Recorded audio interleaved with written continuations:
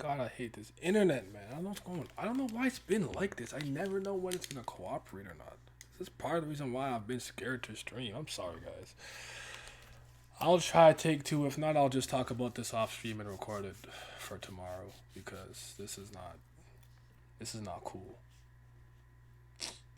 Stupid as hell, man. Come on, bro.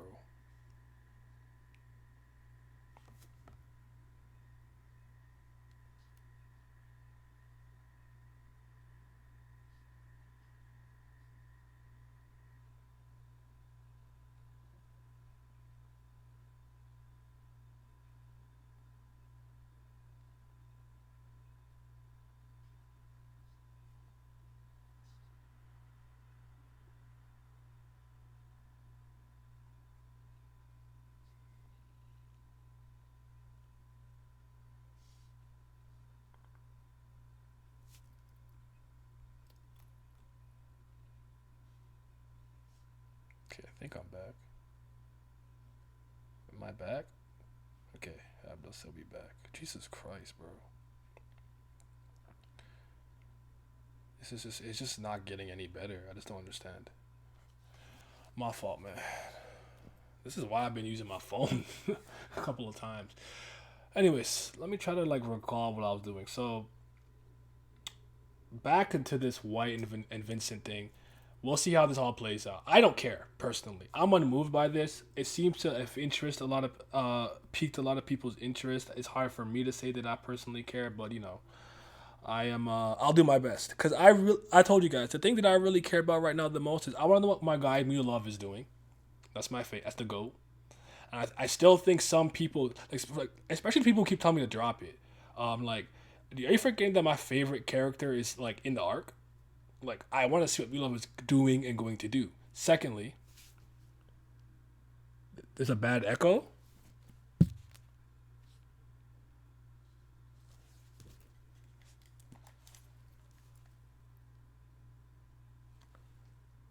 Hold on.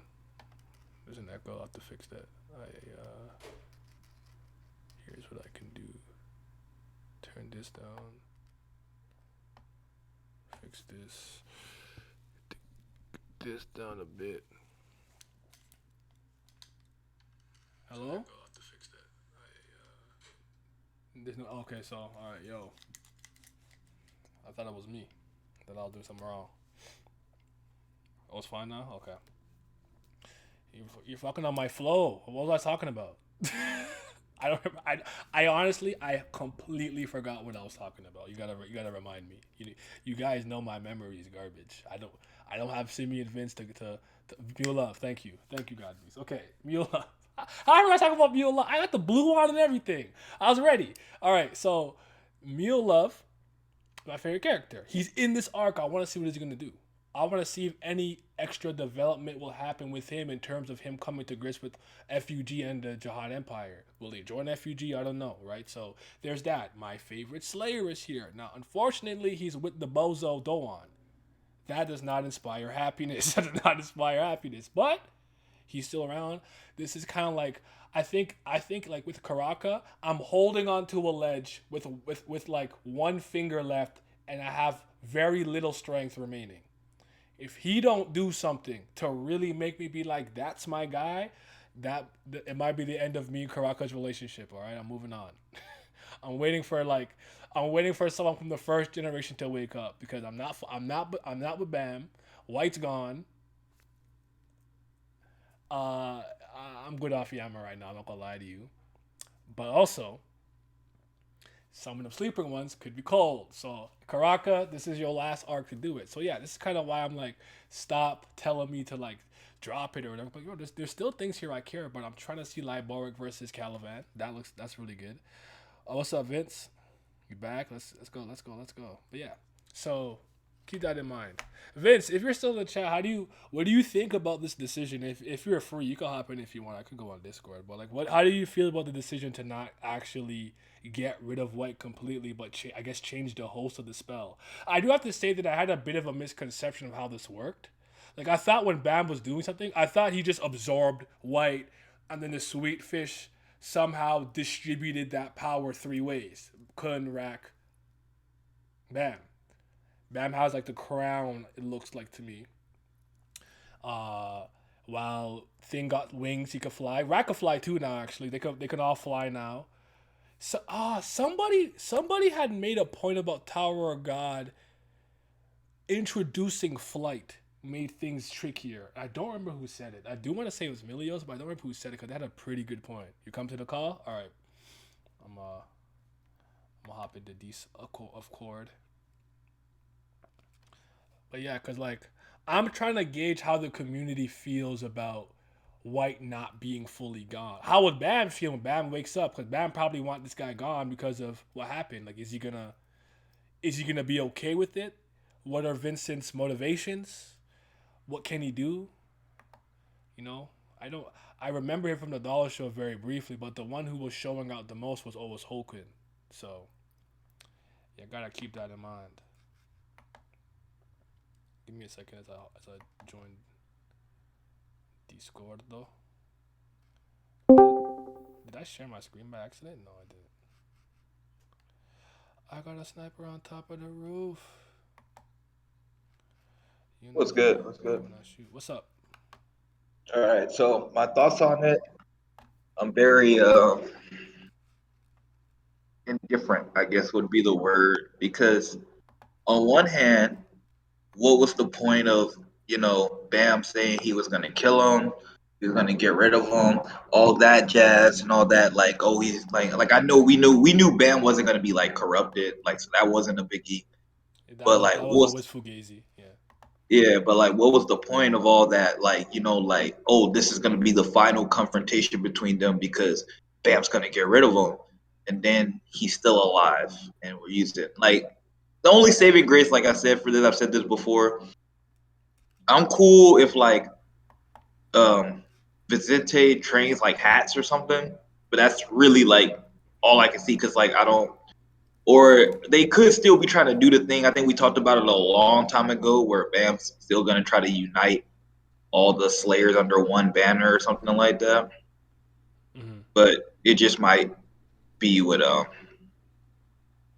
Vicente, maybe, or maybe White will come back and him. I don't know. It could be some weird nonsense like that. I wouldn't be shocked personally, but Do you yeah, think, in your opinion, just in your mind, do you think could have probably been a better decision to kind of get him out of here, just in general, like at this point? Because I think like I'm trying to gauge how people feel about this particular decision. I don't know, but I had one conversation, and basically saying that they think that with Vincent as the new host, the siblings can work together to really try to find a proper way to surpass their father in unison.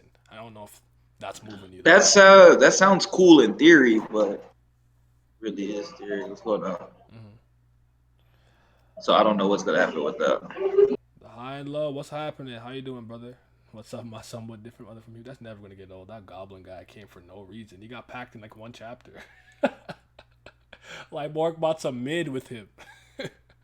But yeah, no, I don't know what to do with it. Like for me it's almost insulting. But I'll just speak for myself on this. I'm like, does anybody want to see this? Like, okay, I never thought of any of these other siblings as important. If any other sibling was gonna have control of the body, I actually thought it would have been the last clone. There was David and Anna, Quinn and Vincent, and I guess Alabeleda Bada, whatever her name is, the last clone. Vincent and her are the only two that kind of stuck out of my mind. I don't even remember what David looks like. I do remember Anna had like a stuffed teddy bear rabbit thing with her. Vincent is back, so I'll take what I can get. It should have been the last clone, to be honest. I guess you're happy with it. Chapter was fine. At least I get my wish of White meeting his dad again. I think that's the thing that a lot of people seem to be a little, from what I can tell, to be like, okay, this means the dream of Arie Han versus his kids, whoever the host is, that dream could still be alive. What do you think about that? I agree with that to some degree, and the theory about them finding a proper way, I can see that. I don't know if I particularly like that, especially with all. I don't really like anything where it's just like, yeah, they weren't a part of it. It wasn't their fault, but like White committed very many heinous acts in the towers and killed a lot of people, and like we're just cool with like, oh, like that's all good and dandy because we're gonna find a way to. beat our father at some point. Like okay, I guess. Yeah, man. So like I mean, I don't. I'm not gonna go in on it or nothing crazy like that. There was something else I was gonna say too. What the hell else was I gonna say? About Vincent, the last clone, David, Anna, Something with White. like him being written Uh, off, like better off being dead. oh yeah, okay. I was saying that like for me would have been better business too, is if I didn't. Part of the problem is always with this Bam thing is that I felt like Bam could have beat him and killed him. It'd have been better if I still felt like White was still stronger than Bam, and then Bam came up with that plan himself, or we could have seen like his inner thoughts, like, okay, I can't beat White in a 1v1, but it's a spell. Like, it wouldn't have been cool to like see that thought process, Hmm. like just or at least even if it's not Bam himself, even if Coon retroactively spoke on it or some bullshit like that, it would have been at least kind of cool to see, like be like, okay, we can't beat, or like maybe you see some flashback um of Coon, Rack, and Bam speaking like, if you ever got to go against White again, like we probably can't beat him at full power, but it's a spell, and you can get rid of spells, like something like that. I think would have worked, but what do I know? I don't know nothing. I don't know. This series just doesn't seem like the series that's just gonna be one of those that do stuff like this anymore. I think he used to Yeah, do something like that I back in the just day in season two, but I just think it's. I don't know if he believes that there are just certain things that he just has to get through. Like for example, let's talk about the power up real quick with the trio, right?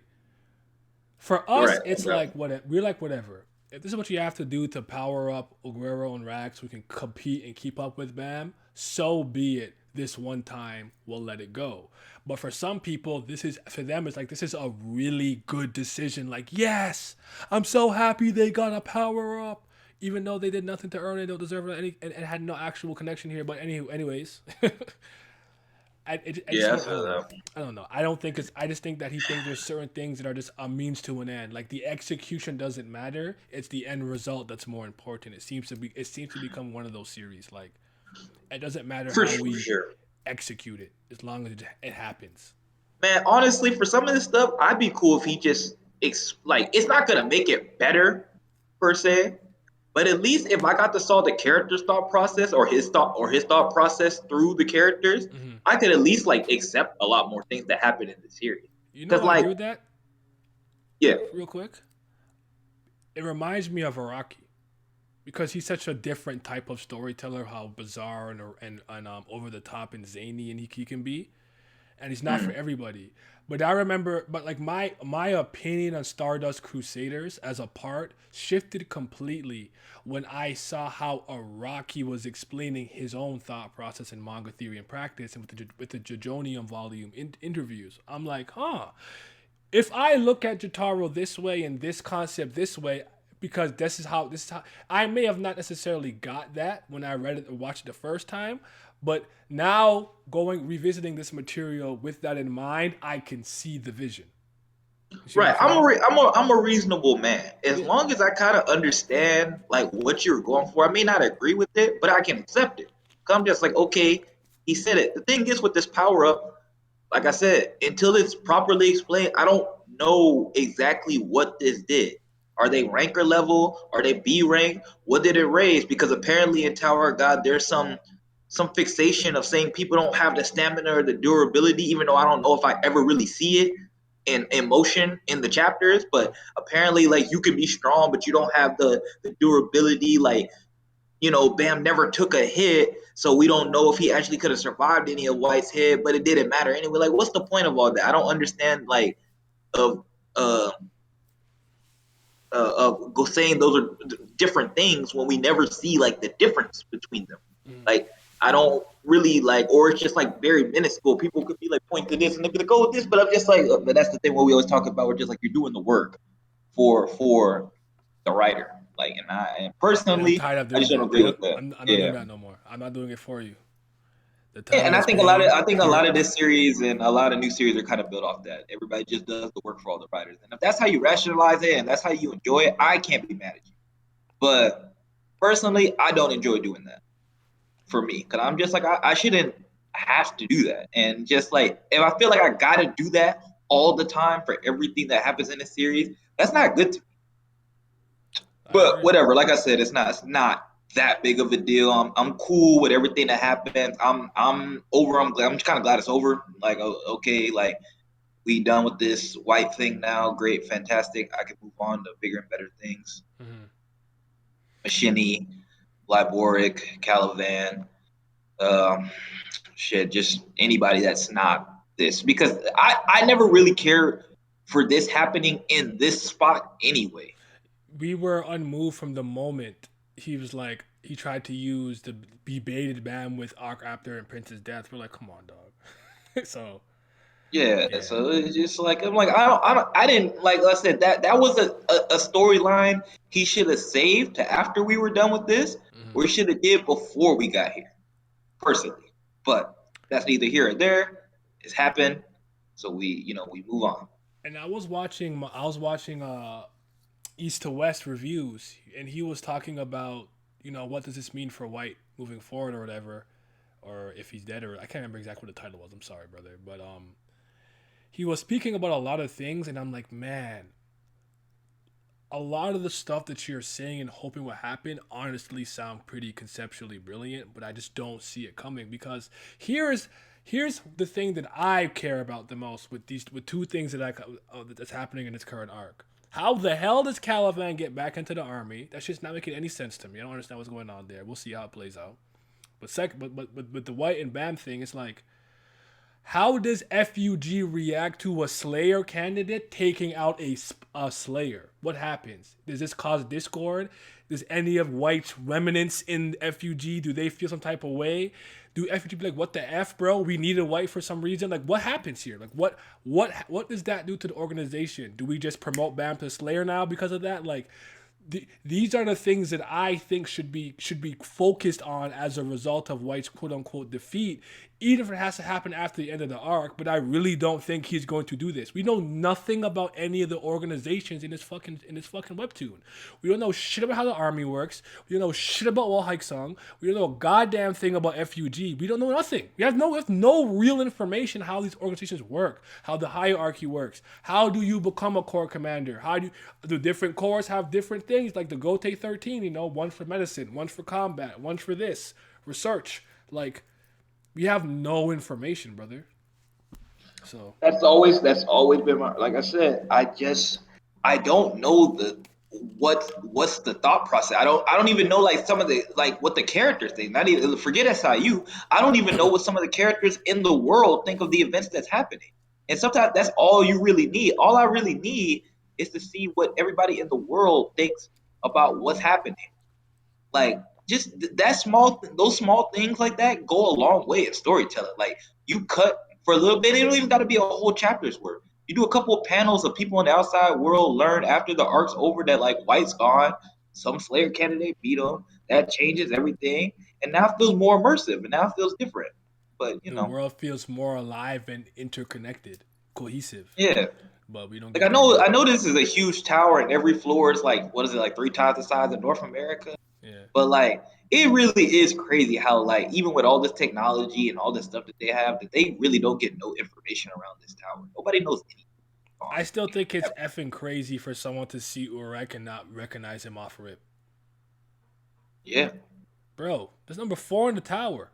you know, and he had his and this guy has the thing tattooed on his. So I don't know. Like there's certain things like that that Like people. I understand that certain things are like disconnected from each other. Like I think it's just a little too disconnected in this story. I think he should have found a balance between popular or big parts of the tower that were connected that do get all the news. If you got cities or major places or major floors where jihad people are, especially, they should all be connected to the news. Anything from the jihad army, like that's something he could have did, an idea he could have did to make that seem like better. Like there are certain floors that are obviously jihad influence. Mm-hmm. They get all the news, or FUG influence. They get all the news, so they should be getting each other's news too because they're enemies. And then Precisely. there should be certain floors that don't have nothing to do with any of this. So maybe those people are disconnected. Maybe they don't recognize Europe because he didn't stay long on those floors and they didn't have nothing to do with Jihad or FUG. And I'd be cool with that. I'd be like, oh, that makes a lot of sense because, like, like not every floor is 144 floors. Not every floor is gonna know everything that's going on. Like, for Yeah, example, if Vacant Hell's floor, like that could have been something that was like completely different because, like, she's already like a crazy ass ruler, and like, she, even though she's quote unquote part of FUG, she's like really not at the same time. yeah, So like, there could have been a whole lot of things going on with that. I just more diversity of that could have helped. I agree. Perfect example. If I go back and watch a video from 2 years ago now, I might legit cry. Hold on. The F does Elaine feel about fighting her own effing family? Yo, I made that video so long ago. We need more Elaine. So you know me. I'm starving for it. I need it. If you want, I can tag your Discord warning you of any potential spoils in the tower chat, TOD chat. Um, no, don't worry about it. Cause I'm bad at checking other things while I'm streaming, anyways, like my phone and whatnot. I don't check out, but don't worry about it. It's okay. I've already decided what I'm going to do again. I'm going to do what I did before. I do it Cabrera. I'm just going to be ahead. So that way, if someone's in the chat, um, spoiling and trying to pass it off as prognostication, I'm actually going to screenshot it and I'm going to clown you later when the chapter pops up. Yeah, y'all about to start getting clowned. You're not predicting shit. You just reading it and try to act like you are. Y'all gonna see. I got something for I'm you. not gonna lie. I think we talked about this before. I think with this series, partially, I think I've adapted how I've adapted for like MHA and some other series. I used to get so upset because like, yeah, part of it people say you're just upset that your head canon didn't happen, and maybe that was a part of it, but not really. I feel like it just didn't add. Now I'm at the point where I was just like, this don't always make narrative sense. This don't make immersion sense. You're breaking immersion, all this stuff. But I've gotten to the point with this series where I just wait on a week by week basis. Okay. Just like, okay, we'll see what happens. And that's just what I do every week. I have some thoughts, but like, I know some of y'all will not, nobody in here probably in this, but sometimes in the YouTube comments, they'd be like, you should drop it. And, they be telling you that. And you're just like, y'all should start reading the stories if you don't enjoy it, man. Come on, man. Be serious with y'all say. Y'all are so They're unserious. very unserious, and I went into detail in the video. Am I too harsh Yeah, with yeah, I PC watched power and it. all of Yeah. that? So Oh, like, yeah. they grow, I grow also up, have man. a business incentive to do this. Like, just be quiet. I'm being transparent. I'm not even lying to anybody. So yeah, how long do you think we'll have to wait to find out if Evankel can stop the Lopabia family head from walking through a portal and ending the arc? I'll say I'm gonna go with 6 to 10.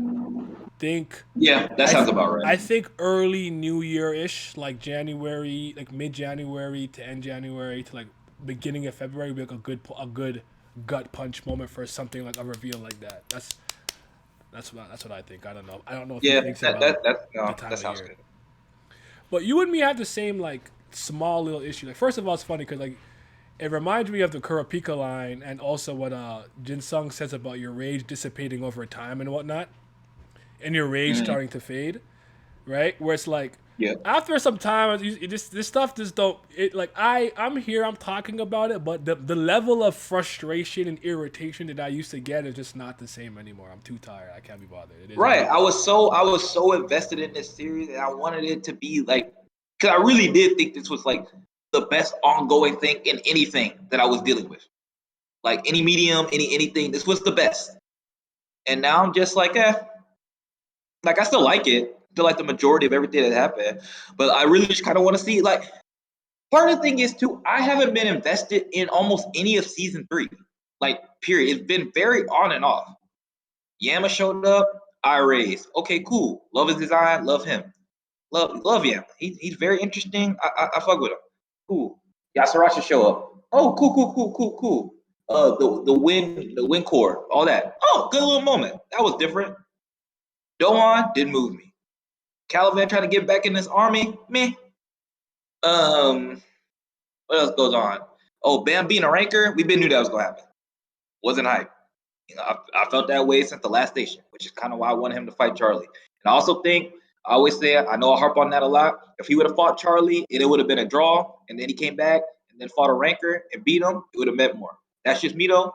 Whatever. Um, No, I feel you on that. That makes sense to me. So yeah, like he to me he really botched that situation because that could have did so much. Like yeah, people don't. I don't think people truly understand how much that could have like actually like did for the story if utilized properly. An ordinary coming to save us. Don't even worry about it. I'm a little bit like I'm gonna give it like its fair chance when it comes back and have some discussions and see how we feel about it. But yeah, the 8th, so 2 days, 2 days I believe it comes back. I've always been an ordinary guy. I was the one riding the hardest for that series, so Yeah, yeah, yeah. I've always been that guy. Now you're more right. I'm chatting. Don't want in her arc interested me until we found out she was brain dead. So nah, we already have Kubera, my guy. here's here's what I'll say too, because we speak with this all the time too. Like I don't think a lot of these authors or these newer graphic novel creators, not that SAU is new in that sense, but like a lot of them don't utilize artistry enough. Like a simple look, or like you say something but their face shows a different expression. Those things go a long way for me. I'm reminded of a simple situation in Water 7 when Zoro meets Kaku, and first obviously the first Usopp or whatever. No, he's like, oh, I'm a carpenter. He's like, you're not a carpenter, bro. Obviously, that's a line that makes no sense to him. I'm like, bro, he's a carpenter. But when you find out he's a part of CP9, you understand that line's a double entendre. It's two meanings. He's like, bro, you're not a carpenter. Like, he didn't say you're a government assassin, but he knew something. He knew there was more there. So I could revisit that situation, like, he knew, like, or he knew there was more to him than just being a shipwright. Those small things go a long way. Like we talk about the Karaka stuff, where it's like, I don't care about my master. I don't take my master off for people we don't trust. Then after Jinsung leaves, we see him looking kind of somber, or maybe like a picture of he walks by a portrait of him in Jinsung or something. Like those small things go a long way. SIU Yep. does none of that. Just never does it. Like you say, we don't get explanation for things. We can honestly make the obvious assumption.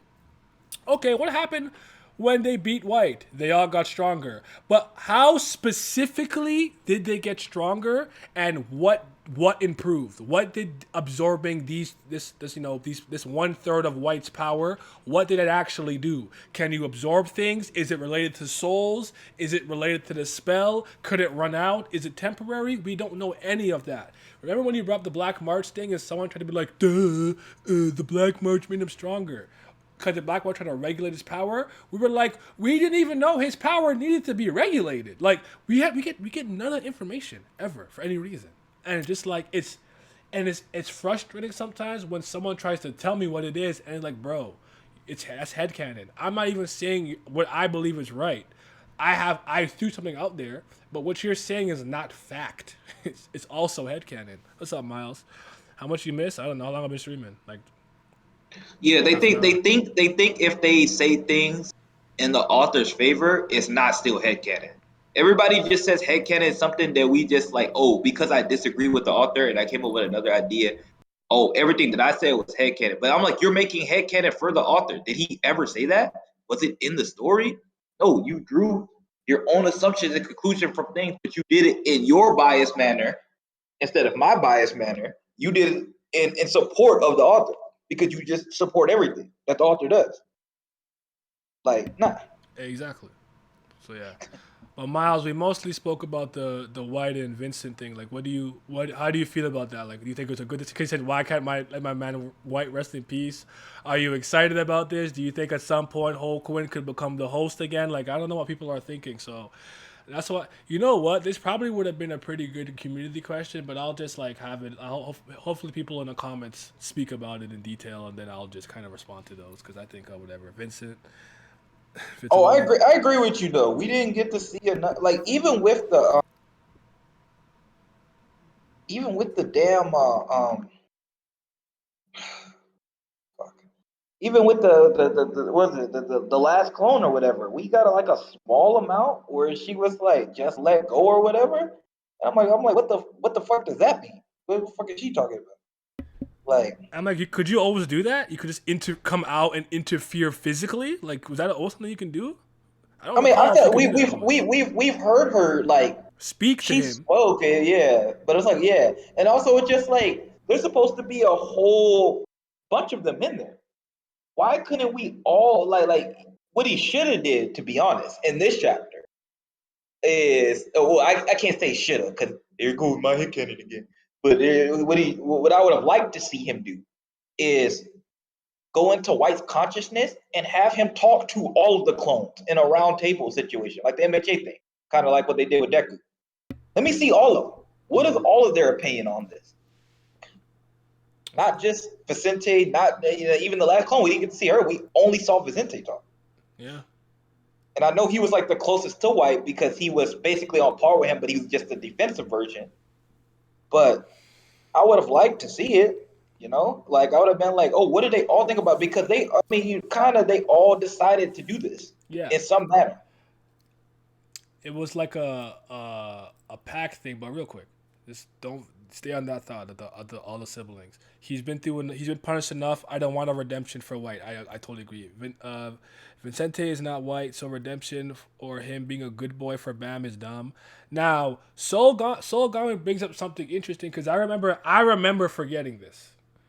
How can Vincent even take control of White when it was stated that Hulkling was the only one who could control White based on the contract? From what I can remember, I remember people saying he's the host. It's through him, meaning the demon, getting the book or whatever. He has to be the host. It couldn't be any other way. I recall when I was speaking about Bam possibly splitting them up, and I brought up maybe a new host could happen. Some people were like it's impossible because of the way the spell was done. My best answer is if SIU has to write his whole out of it, he'll use Bam as shenanigans. Like, you see, Bam messed it up because like I think he could probably write his way out of that, and most people would take it because he's an irregular. Absolutely. So, but I agree with that. Like, it was supposed to be a thing where I think only he can do it, but hey, it is what it is. Maybe you could relinquish control. I don't know. I also want to know if all the other clones are actually still living, breathe. I kind of thought to some degree the only sentient one in there, I guess, was the last clone. I didn't even know they were still like in there like that. I don't. Again, that could just be me forgetting because it's been a while since I read the Dollar Show like properly, fully through and through, and getting all that stuff again since season 2. So my reread next year will do a lot for that. I'm gonna take some notes, but yeah.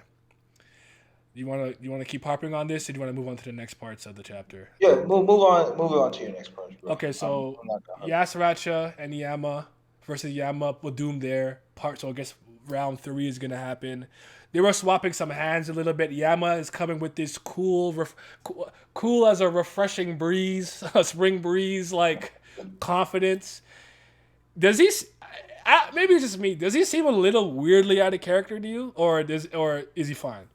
I don't think he's out of character, but it was not moving me at Okay, all. I okay, was well, like, "What is this, bro?" Like not even in a what is this like? This is the worst thing ever. But like, he just like I don't know. He was acting like some like like the character that's like the Street Fighter or the one that likes the new kid on the block and he's like super cocky and shit like that. Like that's what he was acting like. But I'm just like, bro, shouldn't you be taking this like I don't know, a little bit more seriously because like I know you're stronger and you're better now, but like I still don't think even with all that, I never expected him to like, oh, I'm going to wash Yasarachi now. Like, mhm.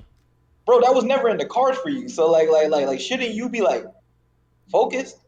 And maybe just because maybe it's part of just it's part of his personality to be cocky because he's a dog and I a king. understand that. See, here's the thing. This is why I was trying to watch. I was trying to figure out like what about him. What about him acting like he's cool as a refreshing spring breeze attitude is bothering me because why is it bothering me? I was trying to wrap my head around it. I think I know what he was trying to do, but I think he botched it. So here's my headcanon for this. Here's my theory. I think what he really wanted to do was make it seem like Yama was truly afraid and then regained his confidence. Okay? But Oh, by that makes a lot of sense. but by forcibly planting fear in him, which wasn't organic, it was some primordial fear you did when they were children running away, when Papa Doom was destroyed or killed or sealed, whatever. It doesn't present itself this properly to me. It comes across as this is not real. He was never actually afraid. You put some bullshit in him that actually made him react a certain way. He was never actually afraid. as far as I understand. It was something that Yasracha implanted into him. So True, true. so him Slight coming with this, pushback. oh yeah, I'm not scared no more. I'm like, we're, you never came across to me as being afraid of him, even in the fight. You never backed down. You were getting mangled, and you were still fighting, even though there was blood everywhere. On top of you had personal motivation to go after him because of what he did to the Houndborns. So when I just saw him, I'm like, this is jarring to me. I don't know why, but something's bothering me. That's all I had. Okay, so slight pushback, but also not a pushback at the same time. I think one thing SIU could have did to to fix this is when he was showing you know how he wrote he wrote that Yama was afraid in his life. The problem is he didn't do a good job of conveying that with the artistry. Now, I didn't need Yama to do the whole Vegeta for the first time in his life. He started tearing up. He didn't Mm. need to go that far. But what he could have did is put more like a sense of like confusion on Yama's face, and I think that would have helped a lot. Okay. Because if Yama's just like I don't understand what's happening to me, I think that works all the same because it's just like he's sweating. You get the little sweat things. He's like disoriented. Like I would have rather like I didn't even need Yama to be like I said super afraid. I think I needed him to be confused because this was really different from anything else he ever did. I just wanted him to be confused. I wanted him to be like like I can't hit him. I feel slow. Like I like why can't I use my full power? Like why am I like he says some of that. See, this is funny. The one time he actually uses his words to convey it, then he forgot the other part. Now he forgot to fucking put his face to match the words. Oh, sometimes maybe just we can never win with stuff like this. But it was just I think he would have did a better job if he would have just made Yama look. If it just you need one or two panels where Yama looks truly lost Mm. or just like clouded, like some type of I don't know how to describe it. You know how like some people like draw like there's like a bunch of thoughts going through their head or that purple phase of just like doubt, despair. It's all that shit. Like he should have did something like that. Mm. That's what I think. And that would have helped. Because then when he gets to this refresh phase, and now it's just like, oh, his mind is empty. It would have All been a these, full circle of a character arc for yeah, like the confident, dog in the cage, frog in the well. Because to me, he was trying to tell a frog in the well story. Yama never really left where he was dominant, so to speak. So when he was facing his first real apex predator in the real world, he actually felt fear. I actually think this is a great character arc, but you make it not that great when you make it something that's like it wasn't organic fear, like or how what I thought was happening initially before I got the primordial fear thing. Chat, I'm gonna get to you in a second. I didn't forget. I'm reading chat. Um, I thought the weight of fighting for somebody was making him fight worse because he was doing this for the canine people, for the Houndborns. It wasn't him fighting for himself or to like his brothers being a dickhead. Let me get him out of here. It was more so like because you know that I've been there where it's like playing for yourself, but then playing for your team is a different sense of pressure and weight on your shoulder. Where I felt heavier in the game, the atmosphere felt heavier overall. The overall ambient, like the crowd I could hear more, and usually I could tune them out. So I thought Yama was doing something like that because usually he kind of fights for himself. He came mm, across as very selfish, even though internally we knew he always cared about the Houndborns, but he was gonna keep that to himself. So I thought initially, maybe because he's not just fighting Yasracha to fight Yasracha, but for his people, it's weighing on him. He can't pull out his full strength. He feels slower. Like this whole character thing he was trying to do with Yama, I actually think was great. I just think he botched it by not making it an no, organic yeah, fear. I agree with that. I don't think it was a bad idea at all. But also when you're trying to do stuff like this in a short amount of time, you really got to use your artistry to help tell you Yeah. because you're not spending 50 to 100 chapters doing this. You're trying to do this in like 10. So really important. Or man, he kind of did it over the course, little by little. I guess if you want to say that.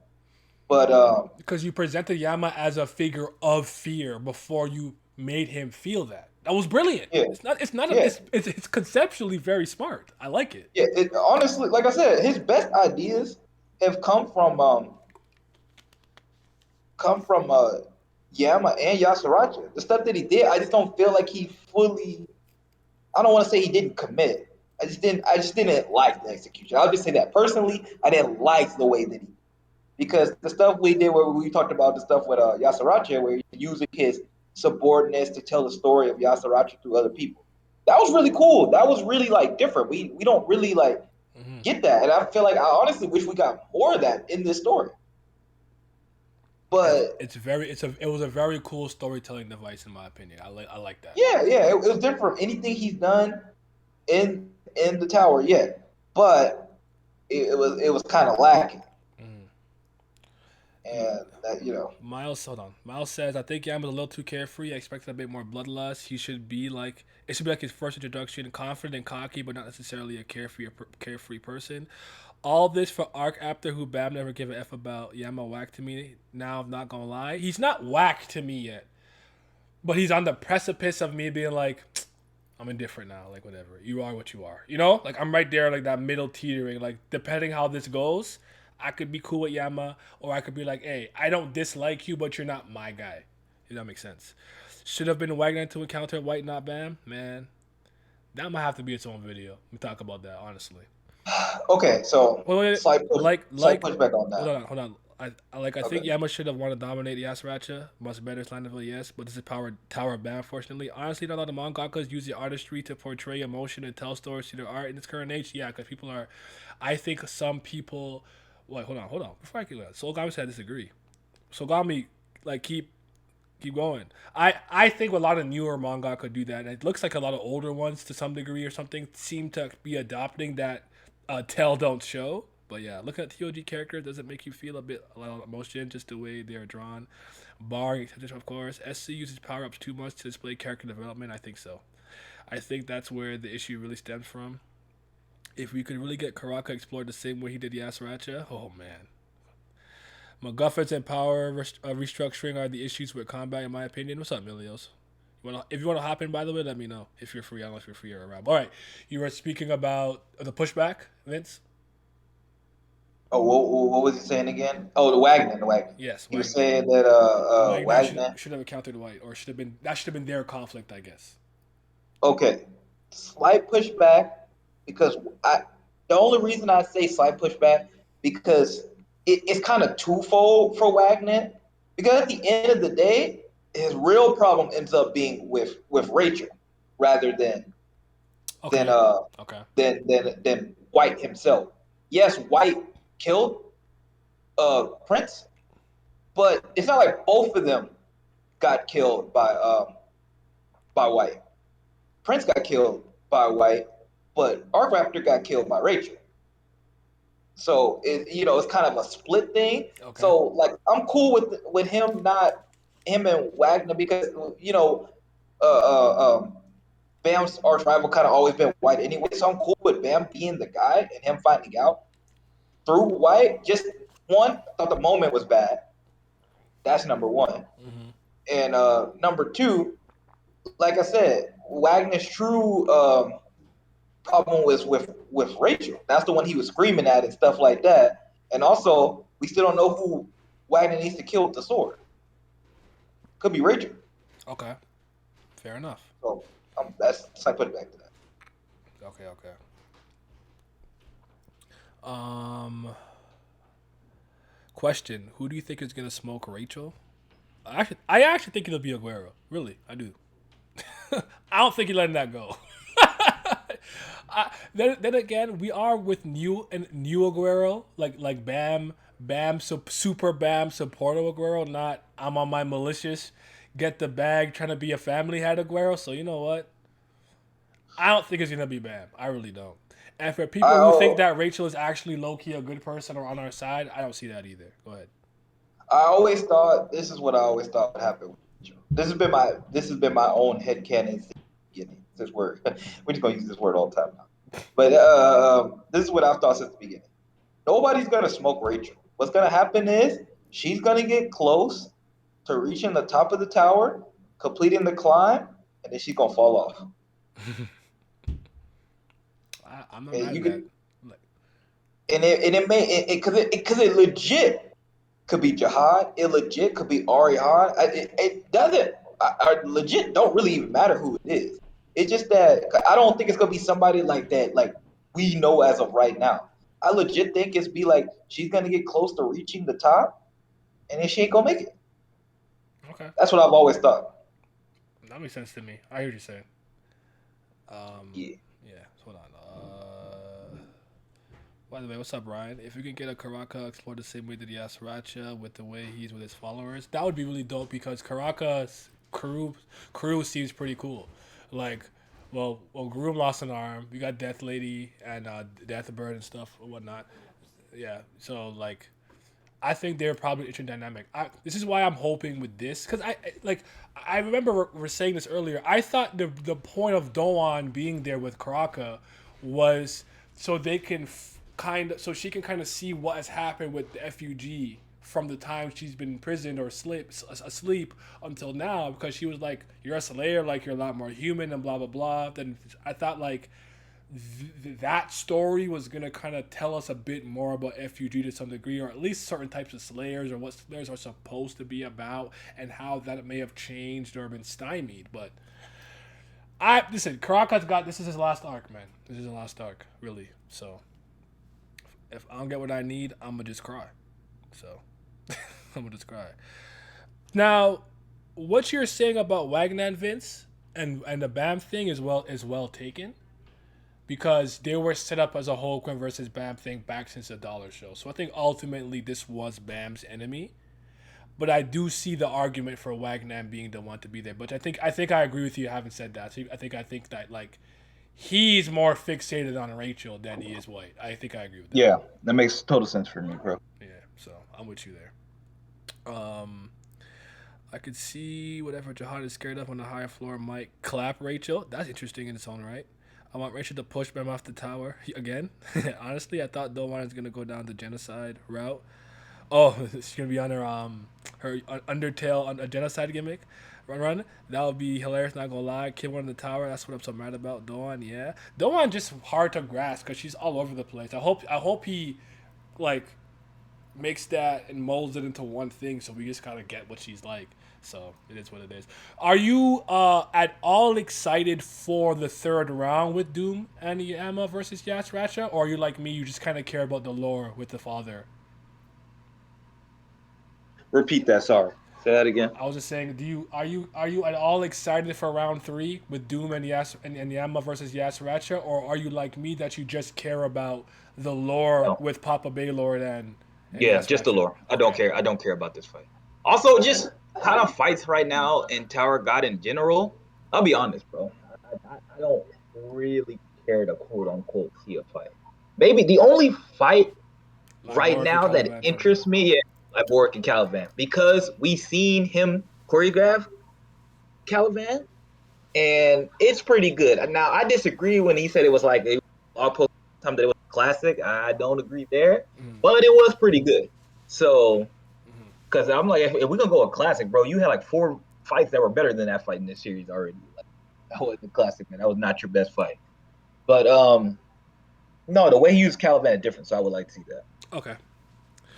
Um, that's why I'm mad about it. Yeah, a bit. I want to see the full transformation. I actually don't care anymore, having seen the Ratchas. I'm not gonna lie to you. I think that might have. I know it's beastification, feline full transformation, but as a result of seeing that, like, if Yama looks cool, it looks cool. Like, I'll take that back, but I don't know if I really care to see his full form. Hell no, I'm so tired of their fight. I'm not even that interested in the lore, to be honest. I think I'm interested in the lore, not because of those two, because of how it'll connect into more family, great 10 great family stuff, and specifically the Lopobia family whose floor we're on right now. Not necessarily legitimately what Yas, Ratcha, and Papa. I think in getting that flashback, it'll give us more information about other things. So we need more Tower of Schemes. I feel that. Lorraine or Doan? I'll take Lorraine. I think Doan, like I. That's funny. That's a good question. Dawn I can't stand because she's just a moron. At least Lorraine's like smart in her own right, help you Asha with certain things. I'll leave it at that. With her fixation on peace in the flashbacks in the beginning of her awakening, made me think that she would be pissed with how things have progressed. I agree with that. The thing I really want to see in this story at this point is the shift in power structure and allegiances, and the powers that try to make their selfless desires a reality and forego the fake peace. Okay, I just need more internal consistency. That will do a lot for me. But okay, so we don't care about the fight at all. Has the fight at all so far from a choreography standpoint moved from you? I saw some people saying the hand-to-hand combat so far has been pretty cool. The way he grabbed, I guess he grabbed Yashrat's arm. Is that moving you at all, brother? Nah. Not moving me either. I feel that. I'm sorry. I'm sorry, guys. Like, it's just it's not even like I said. It's not even that I think it's bad, but it's not moving. You and me have read Gosu for God's sake. It's not moving me, man. Sorry. Yeah. It's decent though. Mm-hmm. But I don't get up out of my chair like, oh my God, let's go. And also, part of this for me, I'm the type of guy that I need some level of stakes in my fights too. So like, nah. I understand losing a fight and dying are not the only way to present stakes in the narrative, but Christ. So I feel it. I'm liking the fight. That's all I can say. All right, fair enough. If the family head does step up, will the guardian also step in? I don't know. We'll have to see. Oh, okay. I should explain that better. When I say stakes, I'm not talking about somebody dying or anything like that. No. I'm saying that. It reminded me of the stupid video we were watching from Ace Vane. Oh, go ahead. Because it's even the thing where like the atmosphere not even the same. Like the atmosphere of Yasaracha, Washin, Yama, that was actually pretty decent atmosphere. This fight don't got none of that. Mm-hmm. I don't even feel like they're gonna finish this fight. Like I don't even think Yasaracha is really his enemy. I think that's part of it too. Yeah, that's other thing. Like, bro, Yasaracha's like, bro, I could have smoked you like 3 separate times. Like, come on, bro. We're not doing this again, man. Literally like, 3 as a child. Yeah. And the other 2 times, so. Yeah, because it literally feels like, like maybe Yama's invested, but at this point, Yasaracha's like, come on, bro. Like, how many times? Like when you play like Pokemon, you keep watching your rival. You're like, come on, bro. Like, this still means something to you. Like, how many times I gotta beat you, man? It's like the 7th time. Like, I don't know. It just don't feel the same. Like, maybe if it was 1-1 apiece and like this, like like when we do the only 3 fight series that I remember being good is Mifune and Blackstar. Mifune Blackstar. On the same wavelength. The same wavelength. That was an epic Game 7 series, bro. Yeah, it gotta be something like that. I'm like, well, what are we doing here with this? Yasaracha, he not moved. If he not moved, supposed to be moved. He ain't moved either. He's like, what y'all come here to do? Yeah, he got Doom with him, and even with Doom, he is not moved. Like, bro, just go sit down, man. I'm actually very happy you asked me that, Solgami. I'm gonna hold back a bit because I have a video on that coming up and stuff. But give me a second. I like the fight. So like I say, it wasn't good to be frank. Gotsu, yes sir. Shout out to Dumpling Boy. It's all a reaffirmation of its current mental state. Stuff looks cool for show, but it's not getting me tense like that. If Yas is protecting Yama, then his character goes down the drain for me. Arthur vs. Dragon is also a good 3-peat. Oh, I read Fire Force, so I disagree. Though I do like the confrontation, and Arthur is my favorite character, but I disagree with that. It's not nearly as good as a thing. Okay, this is off topic, but what do you truly think about a Vankel as a character? Not this meathead that does cool shit. I don't like a Vankel. A Vankel's not interesting to me at all, and a Vankel does not present to me as strong as I think this character should have been as being a floor ruler, number 60, 2 digits that we've seen in action, yada yada. There's so many points in time where I'm so unimpressed with even her showcase or display of power. Yashratch is saying, this ain't the Yeon family flare, bitch. It's nothing to me. I'm like, wait, what? Here's my thing. Wait. Almost got taken off. Cool. Bullet thing, yada yada. Was compressed, not full power. That's great and that's fine and dandy and whatnot. Even Evankel's initial attack against those two rankers, like was it Lurker or Yoker or something with the little bubble thing, they blocked it. I'm not saying that was like an attack with the intent to finish you off, but it's like those things mean something to me. Real quick, we all know how I feel about Jack, the drag down. Complete absolute bozo piece of shit, sucks. But he comes through a billion berry bounty, and the first attack I see him to literally gets dismissed by Ino Arashi. He's like, anyways. I'm like, bro. And then he gets flipped. Like, your first impression matters. Like, Evankel to me, your fire stuff, cool, burn people, you have these moments here and there, but I have never liked Evankel the way most people have. Not one time. I don't even think Evankel to me has presented to be as strong as I think the character should be based on what I've heard and known. Go ahead, Vince. 100% agree with that last part for sure. Here's the thing, right? In the story, the best thing we've gotten about Evankel's character didn't even have anything to do with her. It's when she did the flashback with her and my boy, Hassan Yu. That's the best thing we got out of her character, where he was the one talking about. He also said the rage thing, where he's just like, the only thing that worries me is that my rage fading. He said that type of quote. But other than that, like, what character-wise, what does she do? Like, she has this ancient beast. Like, she has some cool things surrounding her that he really don't utilize enough. And I don't know, it's because he's like, oh, this is not the time. She'll be overpowered if I use it right here. Or because all she do is she just run. Like, the first time she burned all the rankers, that was cool. But then she just kept doing it. I'm like, how many more times she gonna, do the thing? It doesn't seem like, it's not to say like they're not high level techniques or not, but she just be throwing fire. Yeah, that's it. That's what I'm saying. That's all she do. Like, you'd want to see like maybe like a cool compressed like ball that does something. It might be slow, but it tracks your opponent with heat seek. Like, none of that. Like, it just all right, fire. Like, it's literally just let's burn shit. Like, okay, that's cool, but it's not moving me. That's all. I'm unmoved. Yeah, man. Yeah, it really legit feel like that gift. It was good, but it's not enough. Like, that's how I feel every time I watch her. I'm just like, it's really not enough. Not enough, man. So yeah, I'll leave it at that. But I do have a video of me speaking on how I personally feel of Van Kel. I'll go into greater detail with specific examples. Even Kun Elliott stalled her out with his hands in his pockets. Come on, like that's the thing that kills me too. Cause I just think that like from a power standpoint, I'm constantly unimpressed with the things that happen. I mean, you being able to dodge that bullet last second based on I think what happened with what did he say?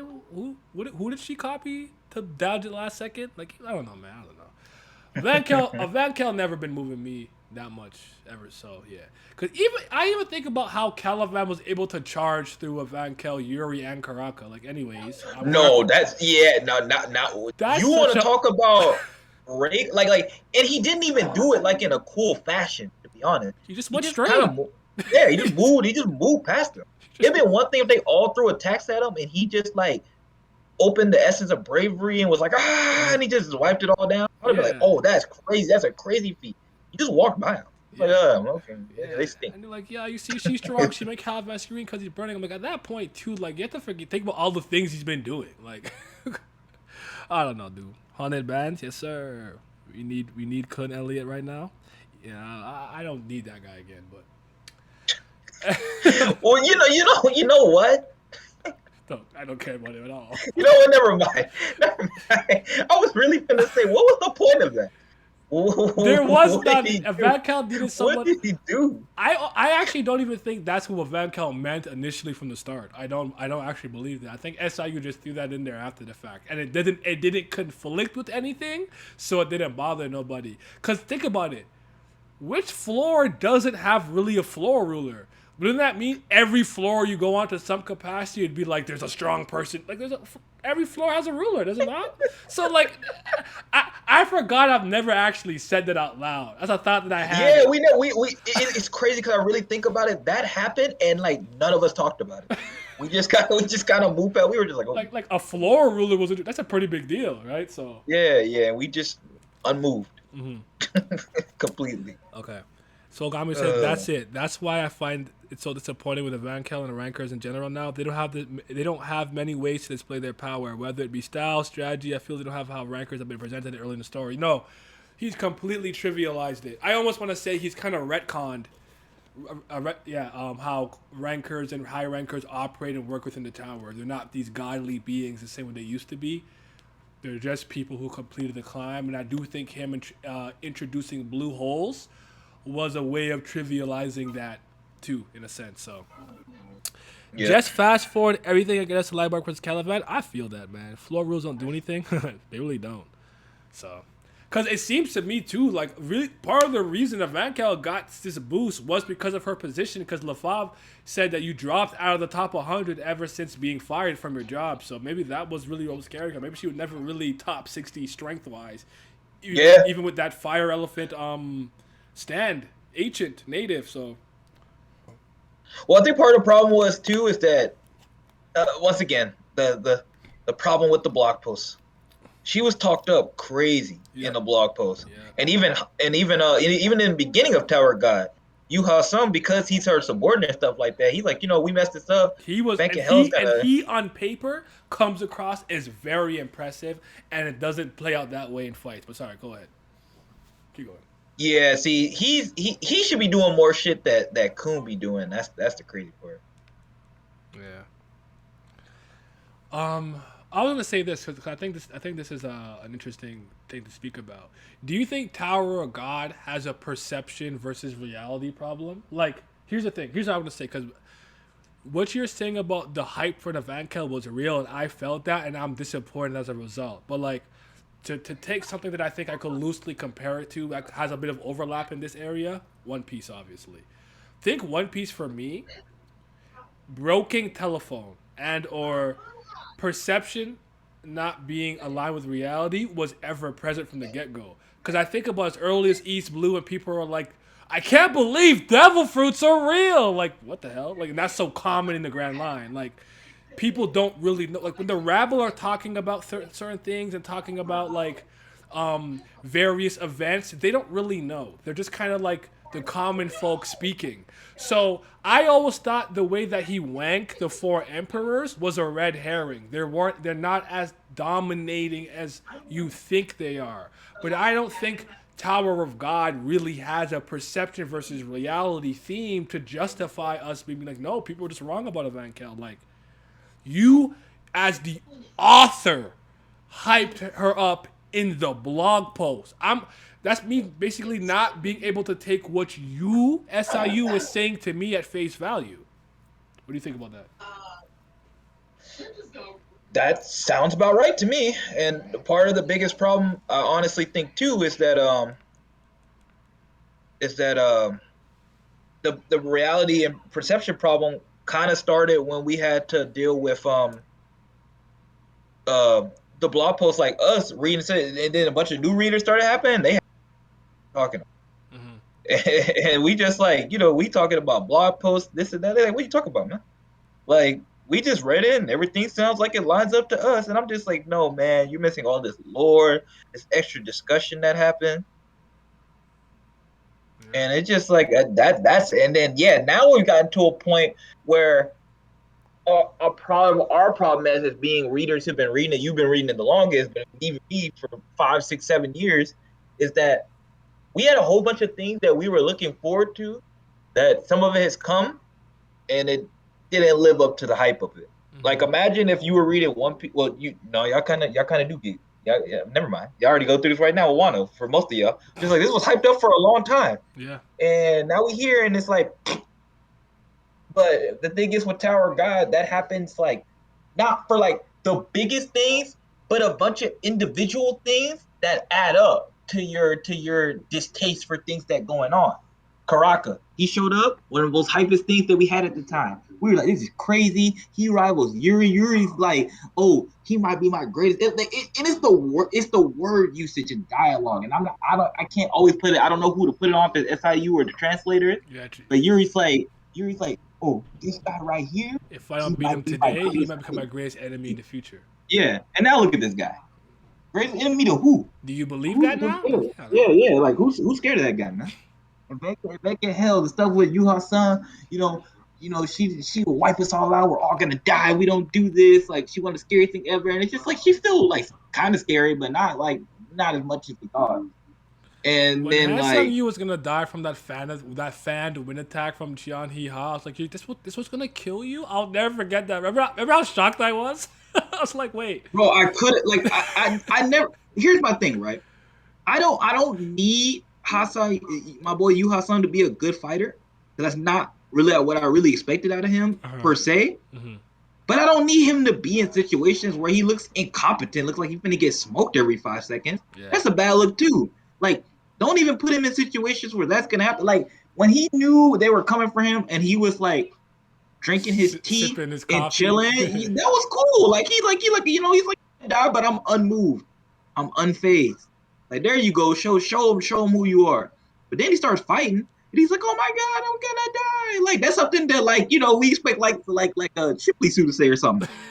And like what? Like why are you saying this? You're Yu Hassan. What's going on? You were like everything, anima, this, that, like I don't know. So just like, and even if you think about the first season when he got to show off against Red a little bit with Lopo Bioren, you know what I'm saying? Like, bro, where's that? So I don't know. That guy, man. Yeah, that's how you can't keep the same energy. They have pockets that allows more accurate info to be given across the tower, and also an AI call me Emily, which is true. I find Emily sometimes, which knows everything. You know, it's. Well, ain't they not using Emily no more except for Rachel? Thought her and her people like the only people still because he did use Emily, but it's just I thought just I Rachel think what people. Miles is trying to say is basically there isn't this an excuse for this much misinformation to be constantly be in the tower. Oh, okay. At Well, least he is One Piece, correct. the islands are all very separated, but they have the news coup and stuff. When you talked about people reacting to stuff too, One Piece has people reacting to things around the world, which always does a lot to let you know how the common folk and other prominent figures how they feel about what's going on, and the fact that if they're even paying attention to what's going on. I think that was something important. Vince, just hold it down for a second. I'm gonna pee real quick. All right, hello, party people. I'm Vince, the villain. If you didn't already know, holding it down. So what's going on with y'all chat? What are y'all saying? What's moving y'all? SIU just can't keep same energy. They have pocket. Okay, read that. Also, bro, that Rand confrontation was so cold. Yep, fire. I see some Doritos. Doritos are fire. Let me show you why they call me the deep sea fish. Oh yeah. Back in the beginning when he was doing that, when he pulled out the giant like worm looking thing, that was fire. Yeah, but news is made by one person, so it's easier for stuff to be misconstrued. Whereas the pockets are accessed by everyone. Yeah, I feel that. I feel that. That's a good point with the pockets being accessed by everybody. But like I said, it'd be cool if people who were more tapped in with Jihad and more tapped in with FUG. Like I'd be cool if it was just them that looked through all that stuff. It don't got to be everybody in Tower God, but if they were the ones, because they're the two biggest factors in the story, they're the two biggest factions. They should be looking at all the news that goes on. You see Machini betraying the Coon family, Vince. Machini's not betraying anybody. She was always on her own side. She plays for herself because she's number one. Machini don't got One don't even care. Like Coon be running around stealing stuff out of his thing, and he Mike. knows that, but he doesn't care. And she is not betraying her own family. She only looks out for number one. She's Red X. The only person we looking out for is number one. That's That's you Machini. talk about Machete. Yeah. I feel that. Um, that red confection was so cold. Yeah, let me show you why they call me the deep sea fish. Heat. Yeah, that was gas, man. Yeah, but Yeah. news is made by So one person, so it's easy for stuff to be misconstrued. I brought that up too. Big Cat Morgan's right, so he could lie. mhm. Where pockets are accessed by everyone. You see Machete betraying the Kun family. Oh, that's you. Doing good. Getting on from work. Been lurking the whole time because I was driving. Hey, Zodiac, thank you for being here. Appreciate it. So yeah, I kind of don't really have anything else to say about Tower of God. Like I'm tired. I'm exhausted on it. But there is something I did want to talk about concerning storytelling. I'm still gonna bring it up. When we do our next thing podcast, I'm gonna knock out all these podcasts one more time for the year. So we'll do one more for anime manga, probably actually do it for JoJo too, because Stone Ocean is out, which is really good. Stone Ocean's been. I watched that shit like 3 times. I've seen it. Actually watched the English ones too. So it wasn't bad. Oh, Um, shit. Okay. like I can't like that's one of those things I personally I really like it more in Japanese, but I think the English cast did a good job with this part. Do you think for well, I'll keep it with storytelling for now. We can but like do you think that if somebody is attempting to be impartial or unbiased or objective that it naturally makes their argument stronger? Cuz I don't think it does. No, but I think what it is that when you feel like somebody is biased or they come off as biased, you're more turned off by whatever they're saying. So you shut down a lot faster. When they appear to be impartial, you're like, oh, okay. Like, like they're at least trying to hear both sides. I'm just like, no, I can put a bunch of like fake me acting like I care about the other side's point, but really put in my own voice. And like if you read between the lines what certain people say certain things and stuff like that, or you like actually read their attention, Mhm. sometimes you just like this is clear. Like I'll give you an example. So a couple months ago, people were writing threads on their experiences of like Bleach and Naruto like that. And they're making threads, so they're like, oh, I'm going through all the writing. Look at me, I'm trying to objectively look through all this. But they already went in with the mindset that they weren't gonna like this story. So like what was the point? They already their thread is basically just them conveying that like, hey, I already don't fuck with this story, and let me tell you all the what's all wrong with it Mhm. throughout the whole entire story. So nah, no move me at least. No, I always find that interesting because it's just like there seems to be this push and this like mindset that because at the very least I believe my argument is objective, it's inherently better. Where I'm like, an argument is only as good as the fucking case you make. I don't care if you're emotionally invested in an argument or completely detached from it. It doesn't inherently make your argument stronger or weaker. I tend to like we do this a lot of times with the tier list, right? You'll hear Pat go on soliloquy about Rukia. I still think she's trash, but now I understand why he likes her because of his personal reasoning. I actually prefer that a lot of the times. Like I think there's certain things you should be objective about, like the news. I'm not going to the news for you to tell me how you felt about Tragedy X. Tragedy X happened here at this time. Here are the people involved. Move on. You know what I'm saying? Because the Yeah. news is designed to be that way, but storytelling, art, and literature, it's not the same. So talking about a lot of these things in an objective manner isn't even possible. People think they're being impartial, but I'm like, you're not. This is still an opinion. And people constantly downplay how their socialization causes them to view things. The way you grew up, where you grew up, the people that you grew up around, the indoctrination that you may have gotten, it's going to influence how you see storytelling. So there's so many variables here. It's very hard to just be like again, Tower of God. What's the objective Tower of God statement? The main character's name is 25th Bam. That's an objective statement. The moment you think, oh no, see Bam beat Dajaha because I don't care how impartial you think you're being, it's an opinion. It's fucking subjective. So yeah. Yep. English rewatch happening soon time. That battle episode was a lot of fun. Yeah, it was. Maybe it's good White took Karaka's position because imagine if it was Karaka that was having this fight with Bam now. Wow. Now, why would brothers fight, Miles? Something else I feel TOG lacks right now is dynamics amongst the main cast. Nobody is bumping heads over things that need to be addressed. Rack's opinion on Bam's situation, how he's handling it and going down the route SLU's trying to force him, but based on how he's handled Karaka and the Bam dynamic, there isn't hope for that unless they're genuine enemies. Basically, there isn't any genuine dynamics unless the characters are actually enemies, and I think that takes away a lot of nuance that can be presented. They don't feel like a group of actual friends and whatnot. They just seem very disconnected and they say things that sound good on paper, like, yeah, I want to be strong for Bam's sake, woo!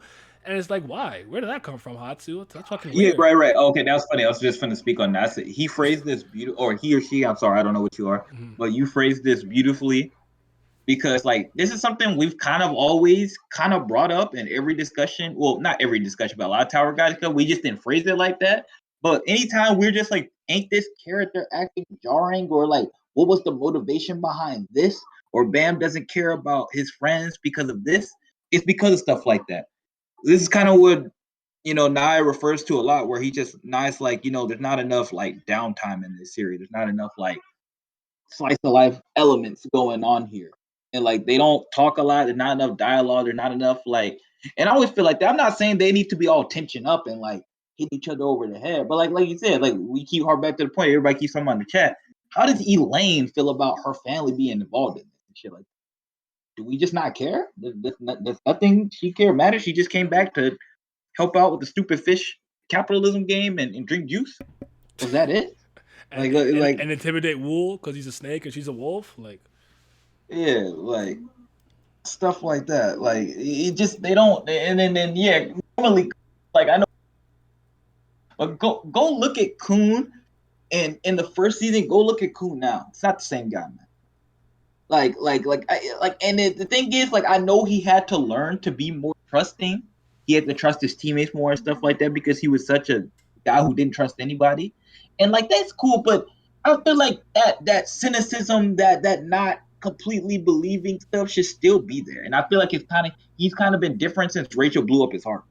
Like he ain't really been like the same guy thinking to the levels of which he was did as far as like because one thing I thought Kuhn was really smart at, and sometimes maybe it worked against him sometimes, was his ability to look at people for what they were. It wasn't always like he was 100%, but like Coon's like, listen, I'm not a good guy, so I know when other people are not good people mm, and stuff like that. That's kind of how I always looked at him. Or just like like with the Wagner thing. I'm like Coon didn't know he was lying, or maybe he did, or like could I have known can we see what Coon thought about that situation? Did Coon know?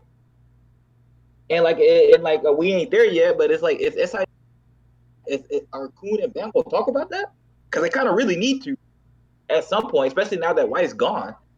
Should they talk about that whole situation? Did Wagner lie to us? Does Bam still feel some type of way, or are they just gonna move on like that whole situation didn't happen? no, I feel that. I really do.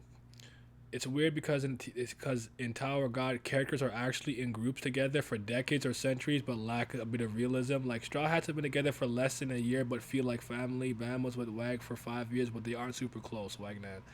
I just the change isn't bad, but the direction they change is a bit weird. I just hope that Caliban stays loyal to Jihad. I don't know. We'll see what happens with him. Here's what I'll say on that. This is add my 2 cents. Right, the downtime thing to me, I think, is very important for a series like this, especially with the like shonen-y type storytelling. I've said this a couple of times, but I don't think a lot of people heard me say this. My biggest problem with Kill la Kill was that it was always trying to one up itself. It never just was like, you know what? Let's just relax, calm down, like reset. Like I think when you're in an arc and you crescendo to the climax, you can even think about it the nasty way. You need that refraction period. You gotta, you know what I'm saying? As niggas, you gotta let it rest a little bit. You gotta calm down, get some juice, get some water, and then go back in for another round if you got to. Like I think always trying to keep things super action packed. What that does to some degree is it normalizes it. That just becomes the standard. And every time you're trying to one up yourself, to me, I'm like, this is not moving me. Like with Kill la Kill, to me, every time she transformed and brought her scissors out, the scissors were like 5 times longer than the last time. I'm like, can you guys just calm down and talk for an episode or something? That's a lot for me. I love when big events happen and then we come and we talk. Like even just that brief exchange with Zoro and Luffy saying Big Mom was taller than Okiku. I wish that went a little further. Like I like those little moments. They do a lot to show you the interdynamic of the characters and their interpersonal relationships. It does a lot. Trust me. It may seem like a small thing, like oh no, I have to advance the plot. I have to get to the next fight. Like no, calm down, breathe, they might have to, maybe they're traveling on the floor. Like it didn't have to be long. It could be half a chapter or a chapter. But I always enjoy when these series have like the beach episode, for example, or something. Like, okay, like we did this and now we're on the beach just chilling. And then you can see like Sadine characters when they're not focused on tennis, what they're like. It does a lot, man. It does. So I think Tower of God had that. Like in the first season, like you got to get like 5 friends to sign your paper. That's the good stuff. Yeah. But Yeah. Also, just because here's the ultimate thing for me, because the cast is so big, you need the downtime because you need to kind of find a way to get everybody's thoughts and inclusion or in cut the some way. fat. Or cut the Yeah. fat. Yeah. Get rid of these characters like Boro or whatever, Itachi, whatever. I've been said that. Yeah. If you weren't part of the original main crew, or I felt like your arc was over, because like Boro and Sachi, like what's the point of them being here? Their arc was the Hell Train. You don't even gotta kill him. Everybody thinks when you say write them off, you gotta kill them. No, they go their separate ways. Like, hey, we've been in the tower for 1,000 years. Like, this is where we stop. Like, we're not going no higher. Like, we appreciate y'all, but it's not for us anymore. We're too old, or that was too emotional. We don't have because like one thing that I don't know if we've talked about this before, but one thing I've always said for Tower of God, he doesn't do a good job of displaying the harshness of the climb. People drop it. Like he said, he has said it. He has presented it. Because let me be fair, he said it with Wagner. When Wagner was climbing the tower, he talks about how many people he lost, died, this, that, and the other. And other people have done it, but he hasn't done it with Bam's group specifically since season 1 and maybe like halfway through season 2. But that should still be happening. So he's done it before. I'm gonna be fair. He's done it, but he could do it more even now, especially since we're fighting all these rankers and stuff like that. Like, imagine if we had a character that was looking at all these rankers and high ranking fighting, like, this is what I gotta deal with. Nah, I'm good. I can't do this anymore. Yeah. This is too much. Like climbing the tower in retrospect doesn't seem as nearly as hard as they made it out this year. I'm not saying it's easy. I understand they're traveling with Bam, who's an irregular, but still, it just doesn't seem that impressive. Like, that should be one reason why they should drop out too. You're climbing with an irregular. That's tough. You're the enemy of the whole entire tower. For certain people that is not Bam's main group, they shouldn't have to co-sign on for that. Mm-hmm. They should just be like, like, hey man, like I'm not gonna go against you like that, but like, I gotta stop here, man. Like, you're fighting a battle that's far beyond me now. Yep. No, I feel that. They also skipped somebody Flores. Yep. Ho's death not Serene. In season 1 after Serene on Ho's death, I thought it would be common for folks to tap out. The GOAT Radiant has downtime. Vince might agree with you that I have to read Radiant again. It's been like 3 years. I actually think Radiant. I like it though. Radiant, Eden Zero, and Twin Star Exorcist are probably my favorite things that are ongoing still. But I have to read some more stuff next year when I decide to pick up manga again. I haven't picked up really stuff for manga in like a calendar year. But like when I was reading it, Radiant, that's the one thing I feel like Twitter lied to me about. I'm like, oh, this is actually good. I was lied to. Well, I don't listen to Twitter at all, so I feel you. It was more of an era. It was like 4 years ago where I was just like, I didn't take everybody's thing, because obviously, the TL sucks a lot, but it's just like I've seen a lot of it just like, oh, it's not good. But I always knew my thing is I take it into consideration, so I kind of put like my expectations for it. Yeah. But I was always gonna read it on my own anyway.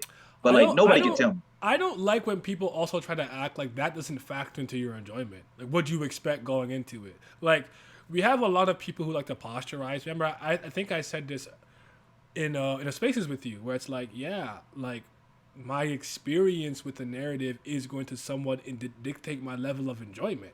I'm not saying, if the fan base sucks and everyone's annoying, it makes the story any better or worse, because at the end of the day, the contents of the narrative are the contents of the narrative. I like what I'm reading, playing, or watching, or I don't. But Yeah, I would have really loved when I was getting into Monogatari, or even now, to have like-minded individuals that I actually care about their opinion to have discourse with about the series.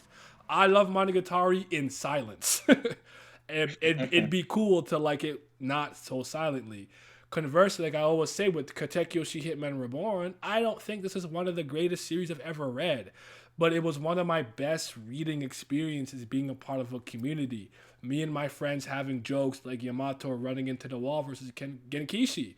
A nigga will just run into the locker and say, "Who am I?" We start cracking up, clicking the face plant. Like that matters. Your experience matters, and people try to posturize it can be tough for social media. You're not tough, okay? It's okay if you care about the people you want to discuss things you like with. Like you're not weird or weak for that. Like I'm so tired of people being like nonsense about that kind of shit. So yeah. Anyways, Radiant Zero, yeah, I'm gonna get to that. And World Trigger, oh yeah, you like World Trigger a lot too. I'm not a World Trigger fan. I like Radiant. I It's believe funny, in. you neither you or Shintui, but I don't know. I just the one thing I always say about World Trigger is that it's I can understand why somebody wouldn't like it, especially since like Okay. two of the main characters for most of the story probably not moving you. Mm-hmm. But it's just such a refreshing thing for a manga where the actual side cast and tacticians and all that shit matter. Like in a competently run organization, I'm just moved by the look. Like I said, it don't take a lot for me to be moved by things. Cause like main characters or like what the story's actually trying to do sometimes doesn't necessarily need for me to move me for me to think something is good. Now I think that stuff kind of needs to happen if I think it's an all time great. But for me to think something is good, like you got a lot of good things going on in there. So that's Mm-hmm. just I'll have to excuse revisit it now with with the current mindset that I have, because I won't lie to you. There came a point when it came to webtoons and manga, I didn't expect much anymore. My expectations were lower on the average because when would you say webtoon had its little boom or craze, like 2018, 2019 yeah, ish? 2018, 2019 for You sure. gotta remember that, like with me personally, I wasn't new to webtoons. I had been reading Noblesse already for like a decade. Like chap, Technically, same. yeah. Not as long as you, but technically same because the first two things I read was Dice in like 2013, 14, and Noblesse probably like Dice was 2015, one of the 16. first ones. God of High School, Tower of God, Girls of the Wilds, Ability, God of Bath, Oh, yep. Girls Are uh, Wild. I for sure did read that. It's Windbreaker, Red I didn't read that yet. Storm. Yep, read that. Not all of it. It's finished. That's finished now, right? Is it actually? If it's finished now, then maybe I'll reread it from start to finish. But I've heard that. I'm not sure if it actually ever. mhm. It's crazy. When I read a lot of that, I didn't even know those were called webtoons at the time. That's always kind of thing with me. I didn't like do no research into that. I was this type of dude who would just go on like manga apps or just like on manga desk or something, or Mhm. and just like scroll through the genre. Cause I'm just looking for other stuff. Like that's how I get a lot of my manga. Mhm. I don't get recs from people unless it's like specifically somebody I really trust or really close to. Mhm. A lot of stuff I legit just stumble upon things just going through the genre. But I didn't know it was a webtoon. I feel it. I was always I think I've gotten worse at that. I still do my research extensively, but I used to be way more. I used to know staff, background artists, all the seiyus and voice actors. Like I was that crazy into my research back in the day. But part of that was because honestly, when I was younger, I like to be a little condescending. That was part of why I used to do it. Be like, well, actually, did you see here for this scene? It was drawn by now TikTok. Hey, I'm like, I was that guy. I would definitely be tapped out if TOG was for his community or taking a break. Same. I probably would just read it and just like not talk about it, maybe. But obviously, because of what I do, and I care about Tower of God though, so like it's hard for me to drop. Anyone reading GUL Gull? Nope, never heard of it. Me too. Put Windbreaker on hold. Never picked it back up again. Not that it was bad or anything. That just happens. That happens sometimes. Window shopping between the tech for a minute. Yep. There's something I want to touch back on that you said that I was just reminded of, but I don't remember what it was. It had to do with expectations, I think, or like hyping up somebody and it not coming. Oh yes, you were talking about real quickly. The climb not being that interesting or that hard in comparison to how it was initially presented to us. It kind of reminds me Three, two, one. Spoilers for Kingdom, if you care. Reminds me of when people were really mad about the Yotanua situation because she was hyped up as this like dealer of death, the mountain bandits, like the way that she like unified all of them. She's like the great, like she was getting all this hype, and then we saw her like struggling against something we didn't think her and her like number one should have been struggling with.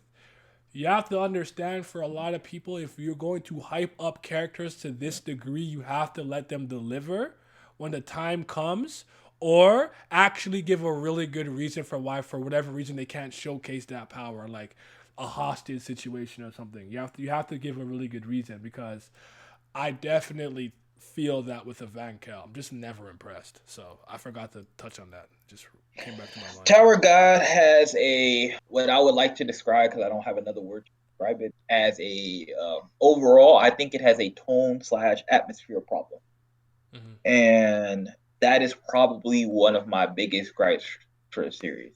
If you read Keegan Omega and then you transition to Keegan Ashra, and then you transition to Keegan Omega, same thing. Keegan Ashra just has a way better atmosphere and tone. Everything felt more important. Everything felt more serious. Then you read Keegan Omega and you're like, this just don't feel the same. Don't it's missing something. Mm-hmm. And it's atmosphere and tone thing. I still like Tower of God. I don't love it anymore. And not to say that I can't get back to doing it. Still like it in general. Because there's just I'm a lore guy. So at the end of the day, it's pretty hard for me to hate Tower God, because it just he set up an interesting world in general. So if nothing else, I just have enough like Lord names. I'm probably just not gonna care about any of the stuff involving BAM level stuff, not surface level league wise. Like he'll fight, he'll do stuff, and I'm just like the moment he'll do something that don't involve beings or something, maybe I'll raise my eyebrows like, oh, that was different, that was cool, and maybe he'll utilize some different techniques and different story devices like he did with the Yasaracha thing, and I'll be moved a little here and there. Mm-hmm. But everything I care about, like right now, the only reason I'm still invested in this save Jinx Sun thing is because of the Lopabia head showing up, Machini's plan, and that's been carrying me for like 7 weeks. I'm just like, oh, okay. When they do that, Mm-hmm. probably longer than that, to be honest. 7 weeks, that's 2 months, a little less than 2 months, probably three, almost 3 months. Something like that. Yeah, I'm just like when Machini, because like we seen one of Machini's siblings. It's essential now. So we know that. Where are the other two? See, it's stuff like that that's keeping me going. There's Cardi. other moving parts going on that I'm just like, oh, I want to see that. Yeah. Well, I get that, man. It just, I don't know. It's just not the same as what it once was. It is what it is, though. You know, can't necessarily cry over spilled milk. Yo, Tano hasn't supported me. When was the last time I took a test? I think technically, if you want to be like quite literal, I'm pretty sure when Aguero woke up, Iraq was doing a test and Aguero joined him and they passed and became C rank regular. So season 3 technically, but I feel you, like a real actual test, whatever, or game or something. Oh, we're not doing that no more. Y'all Yeah, gotta let that go. Let that's that go. yeah, that's I don't even think regulars matter anymore. Like A, B rank, like forget about that. Just let's just rank her and above and blue holes and stuff. Like I just it is what it is, you know. Couldn't run, cries. Or couldn't ran, cries. Yeah, sorry, man. Yeah, I hope that he's that good. Hope he's good though. I was crying about tests and shit like that. I was bitching real hard back in the last station transition to 3, because I was like, what is this? I said, why he just speed blitzing? Like I thought Coon, like, quote unquote dying was a big thing, and then at the beginning of season 3, he like speed blitzed through that whole entire thing, and like he did it fairly quickly, and I was just like, oh.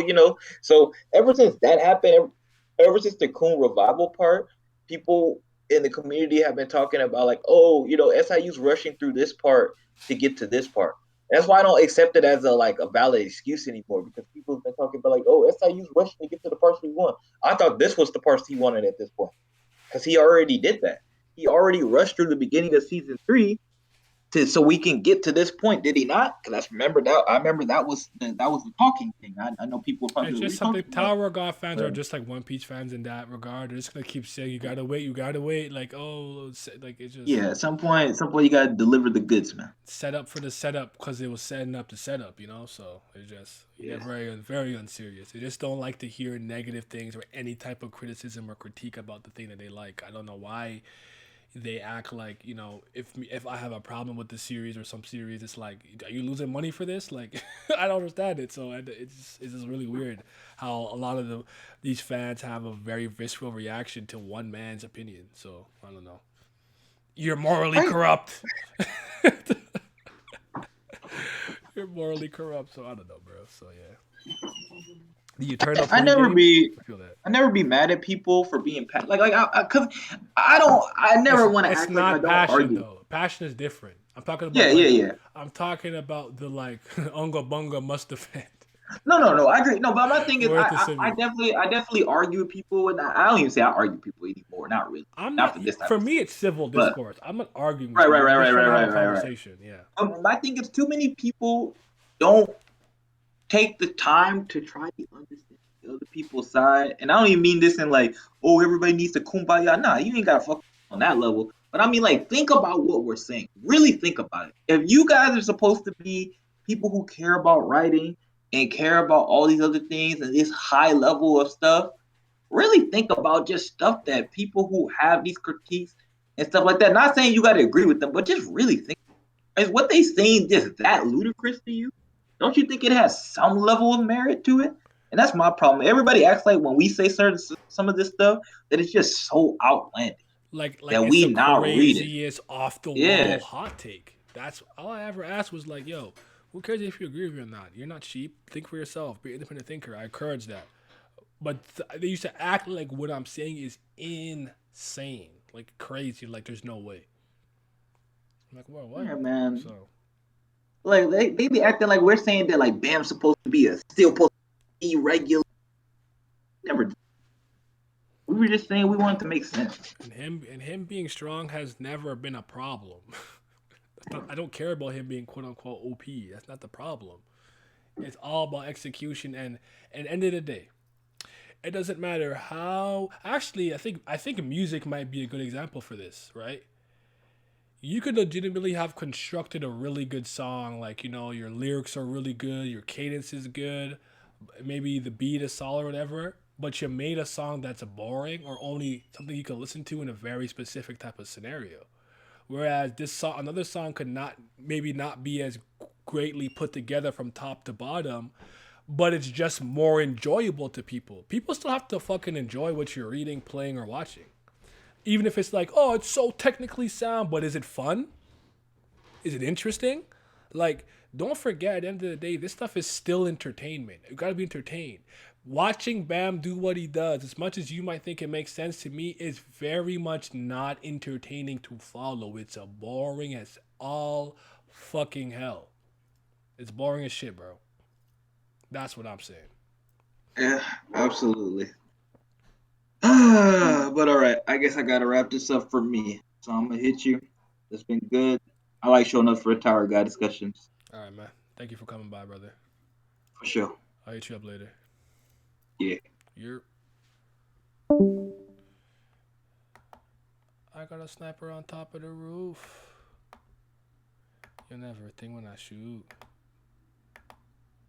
Hey, leave. Leave Discord, man. Yes, sir. Alrighty. So, yeah. I don't think I have anything else to say about Tower of God, all things considered. What y'all on? What y'all up to? How's life? How's life? Should probably end this. Oh.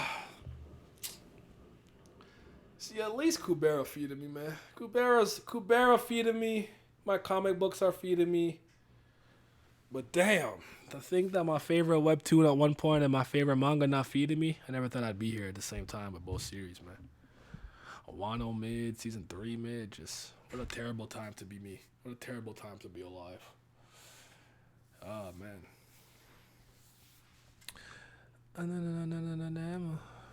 I got a sniper on top of the roof. chilling, preparing for holidays. I started Cabera, the whole village got clowns. Like, okay, all right. Just finishing Monstrous. Oh man, Monstrous is so effing good. It's so good. I'm so happy to see that people in the Discord are reading Monstrous. It's nice having a few things to read weekly, especially since they all come on different days. Yes, yes, yes. Maybe starting Saga soon. Saga's really good. Saga's coming back finally, so when I get an actual release date for when they're bringing back the next issue, actually might be out. I'm gonna check out Image Comics after the fact, but I definitely want to do a reread for when it comes back because I'm super excited for that. It's been like a couple years since I read it. That in Morning Glories, has it been since 2016, 15 for Morning Glories? Jesus fucking Christ.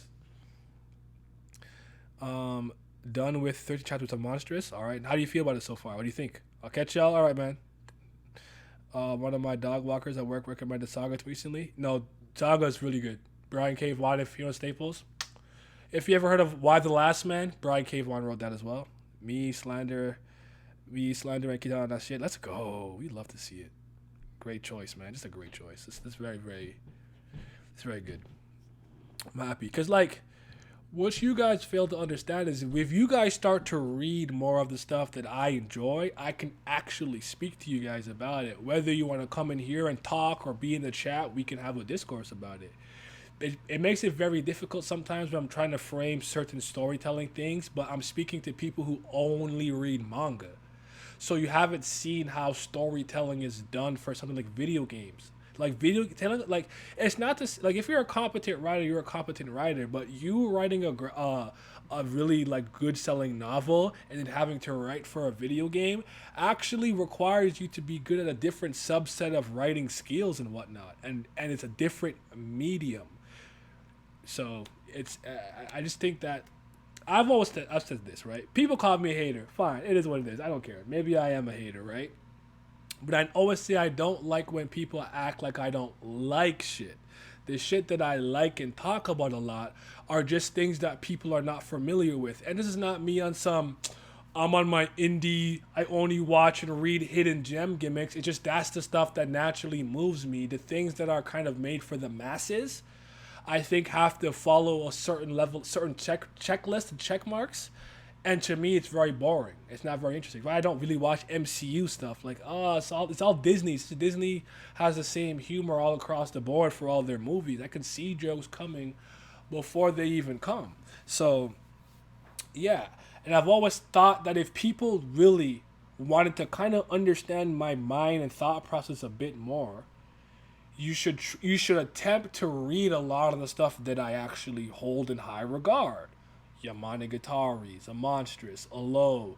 Read some non-fiction from like a Malcolm Gladwell or some fiction, some Mistborn. Like read some Murakami. Read things from different time periods. Obviously, I could read stuff in two different languages, but if you are maybe English and Spanish speaking, read some stuff in Spanish. You'll be surprised. Like you have to diversify your palette, and if you don't have a diverse palette, I've read 55 shonen and you're trying to talk to me about good writing, I am not taking you seriously. I don't care. I'll be back to the Monsters as well. I bought the first deluxe. We better get back into it, nigga. What the hell? This is the game, Zodiac. It's time.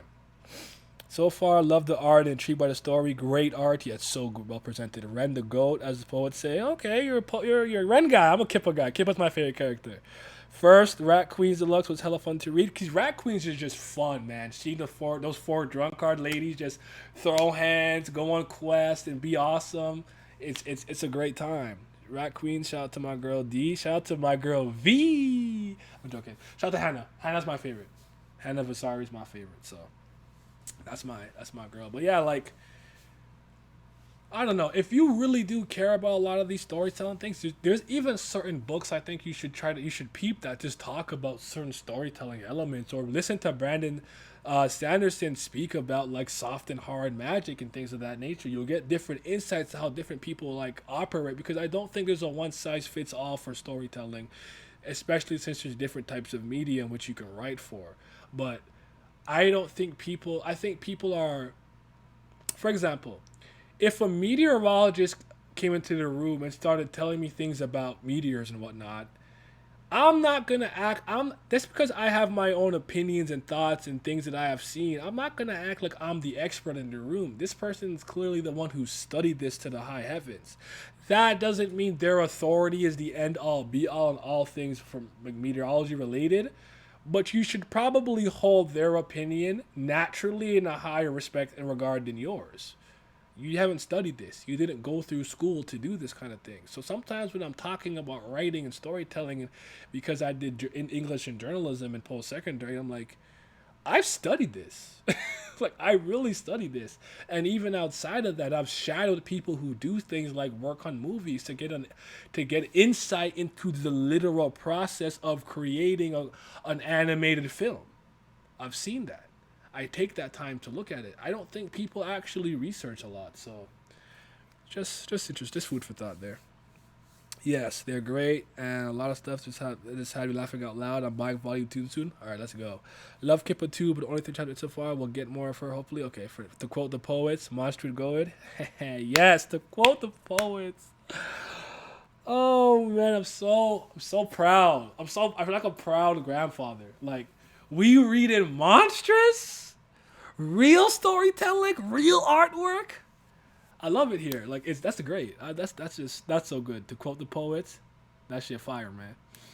So yeah, yeah, I'm a Monstrous merchant. It's probably like, cause Monstrous was one of those like I don't know how often I've said this, but I'm pretty loyal to the things that I have thought have been consistently good for a really long time. So things that are new really have an uphill battle to climb in terms of getting into my favorites. But Monstrous, by like the end of the first volume, I'm like, I'm reading something special. I could tell.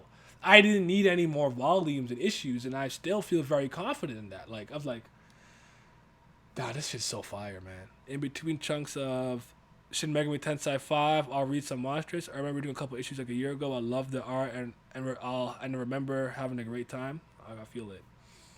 So you just gotta like, yeah, you know. So,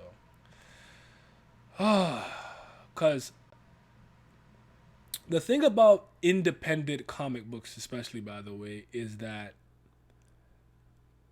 how do I explain this? I think that indie creators and creators who are not a part of a humongous big organization with their own thoughts, beliefs, and agendas and propagandas and whatnot.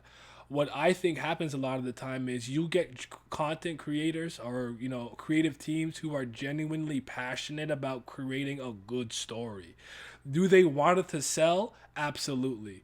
Would they love for it to sell? Yeah, but it's not going to be the end all be on. They're like passion projects, and you could tell that these individuals really care about what they're doing. So that's probably why I take a liking to more of these smaller creative groups because I think they're actually trying to create something special and interesting and unique. What's low about? In a nutshell, low is so this in this story narrative, the sun has expanded into a red giant, thus making the surface of the planet inhabitable and forcing humanity to take refuge under like underground, like under the sea and whatnot, under the earth type beat. The remaining few million survivors live underwater, while the Kane family, who which we follow, tries to probe habitable planets and habitable places for humanity to live and continue on.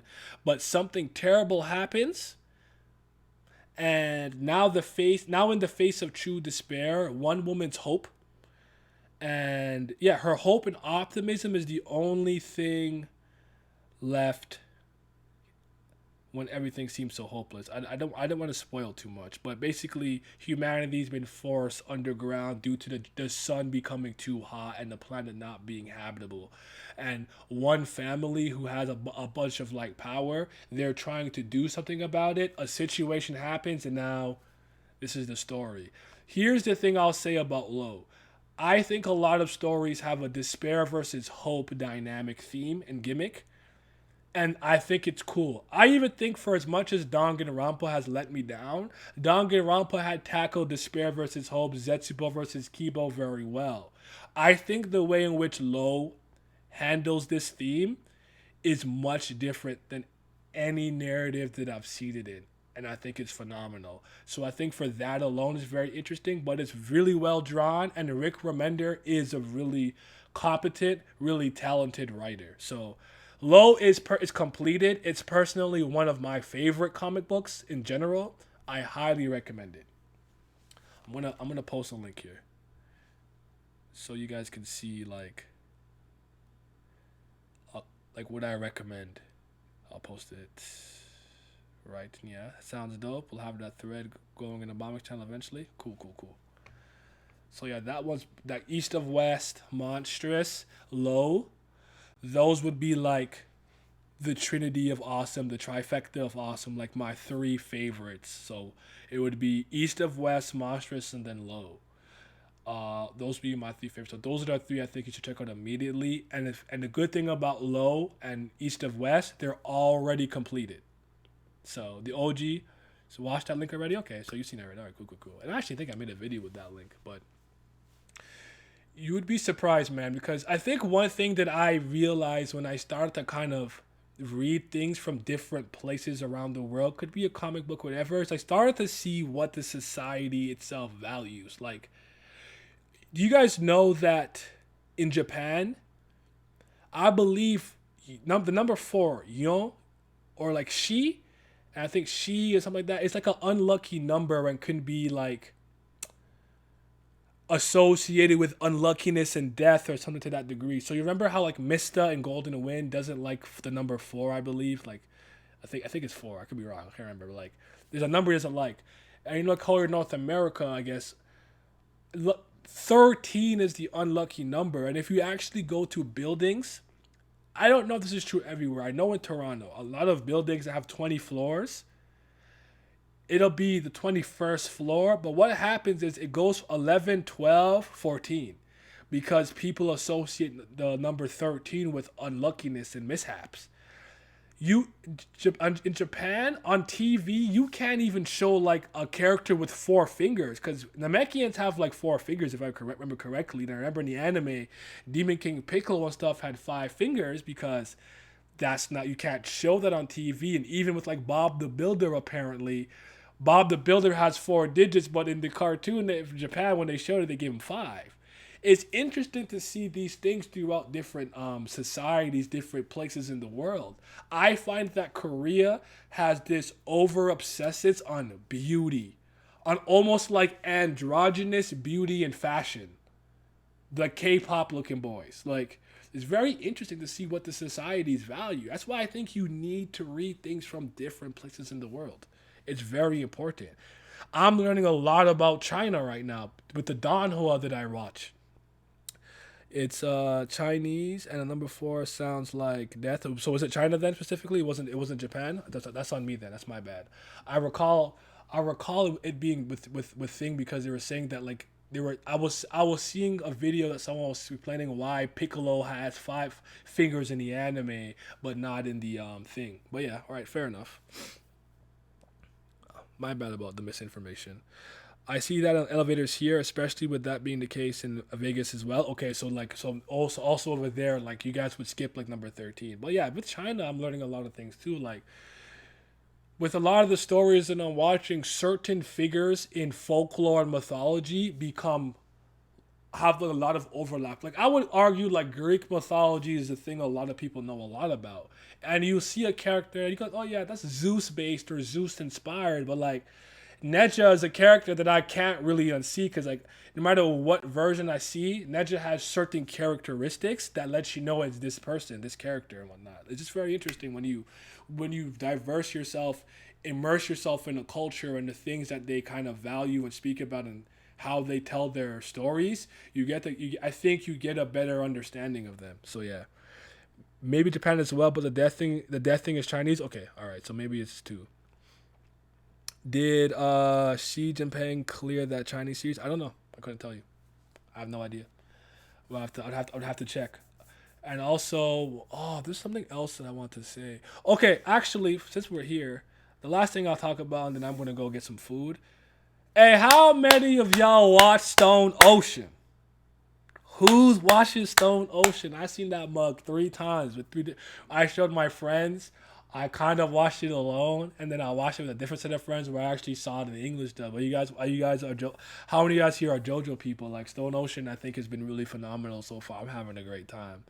Um, if you don't know, I don't think part six is objectively the best part, but man, part six has been my favorite since I read it, even way back in about 2011.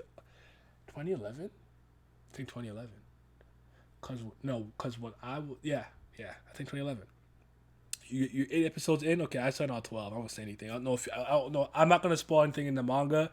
I know some of you are all anime onlys. I'm gonna respect that today, but yeah, I love that shit, man. It's my favorite part. Uh, it's just been the most fun. I had a great time. I didn't realize how much I forgot. It was super refreshing. I love the opening as well. The opening is good. I thought the ending left a bit to be desired. It's a good song, but I don't really watch the ending. I don't, like I used to watch Roundabout. Obviously Freaking You. I used to watch all the other ones, but yeah, I actually enjoyed part six. See, part six people did not like when part five and six got a really bad rap when I first was getting into JoJo. I don't know how long it's had that reputation, but the parts now that I think have a bad rap are one and three for some reason. But it is what it is. I don't know. I can't do anything about that. But part six was always my favorite. I don't think it's the greatest. If you put a gun to my head and said, "What's the best part in your opinion?" I would probably go with 4 or 7. Probably. JoJo had so much potential to be the best part. It ended up being in my part three, but part eight isn't the best or my favorite, but it has a lot of my favorite moments and characters in it as a result. It's really good. I'm not one of those who get bugged by spoilers, so don't worry. But other people might, so I'm not gonna spoil it anyways. But yeah. So if since animated, it's like crazy to me that I've like been here and lived long enough to see Stone Ocean animated. Like for me, that in itself, that's a crazy accomplishment and feat. Like I'm seeing Jolene on screen animated. Like this is awesome. I really love it. I had fun in my initial read through of six, but I have so much more appreciation for it now. I've always loved it, man, because I always thought that Araki was trying to do different things, especially when I think about the time period in which this was actually being published. To have a to have more female characters and female dominated cast and leads and stuff that wasn't a very popular thing. And even also tried to add LGBT characters into his stories a lot earlier. So yeah, yeah, I'm so excited. Do we know at all when the next batch is coming out? Have they said that at all? I don't know. I have no idea. I haven't followed that because I was even initially shocked to learn we were getting 12 episodes off rip. Do we know when the next batch of 12 or 8 or whatever episodes will be coming out? I'm like one of those people that found part one to be a freaking blast, with each part getting better and better to me. What I would say about part one is I think part one has an extremely strong and gripping hook. It's Dio. Dio is this like character where it's like, bro, why did he came and you see him spit on his dad's grave? He's out there gambling. He kicked the dog. Like, why is he like this? Like, I think it has a strong ass draw, and at the end of the day, you may not like the contents of Phantom Blood. I do, but I don't like Haman and Art of Sendo. It is what it is. But Dio is literally the catalyst for everything that's pretty much happening in all the parts. And to me, Phantom Blood is that foundational piece, that frame that everything is built upon. And without Phantom Blood, it all fucking crumbles. So whether or not you like Phantom Blood, it fucking deserves your goddamn respect. That's where people and I have a disconnect, where it's like, whatever, you didn't enjoy it. But don't you act like it's skippable. You don't have to read or watch it. You're a fucking bozo. You start JoJo from part fucking 1, you go to part fucking 2, to part fucking 3, to part fucking 4, to part fucking 5, to part fucking 6, to part fucking 7. Ain't no skipping. Ain't no start at part 5, start at part 6. Fucking bozos. So yeah.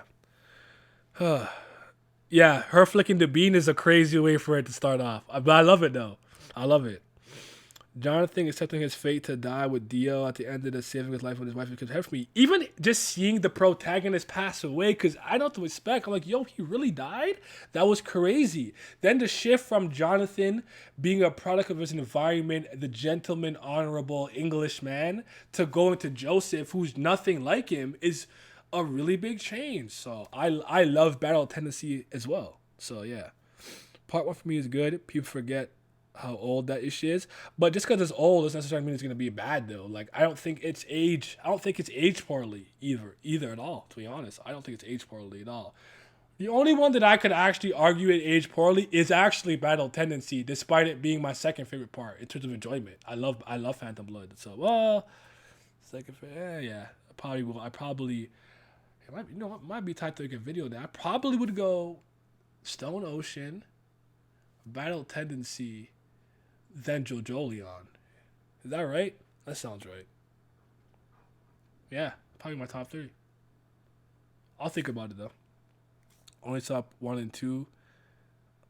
Those moments, 2 was great, but I could understand people with this, with the Stone of Asia and some stuff being like, I don't know about this one, but it is what it is. I can't argue with that. But a lot of the way that I perceived this story or JoJo in general changed when I read Araki's manga theory and practice. That did a lot for me.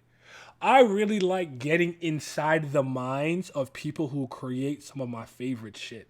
To see their thought process, their creative process, it does a lot for me. I always love that shit. Like, have you guys ever heard of the film Kubo and the Two Strings by Leica Studios? It's a stop motion animation movie.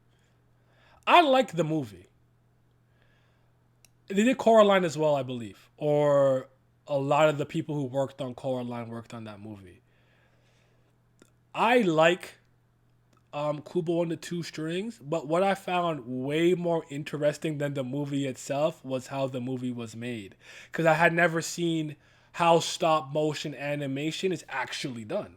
So watching how all the little props they created, how much you have to just slightly move the character to just get that fluid motion, the different facial expressions, the eyes, and opening of the closing of the mouth they have to do, is so cool. It's so fucking cool. Like, I couldn't believe it. Like, I like how they made the movie more than the movie, but it's a good film. I still suggest it. Like, I like seeing the creative process and the thought process that these guys have when they're creating these cool ass things.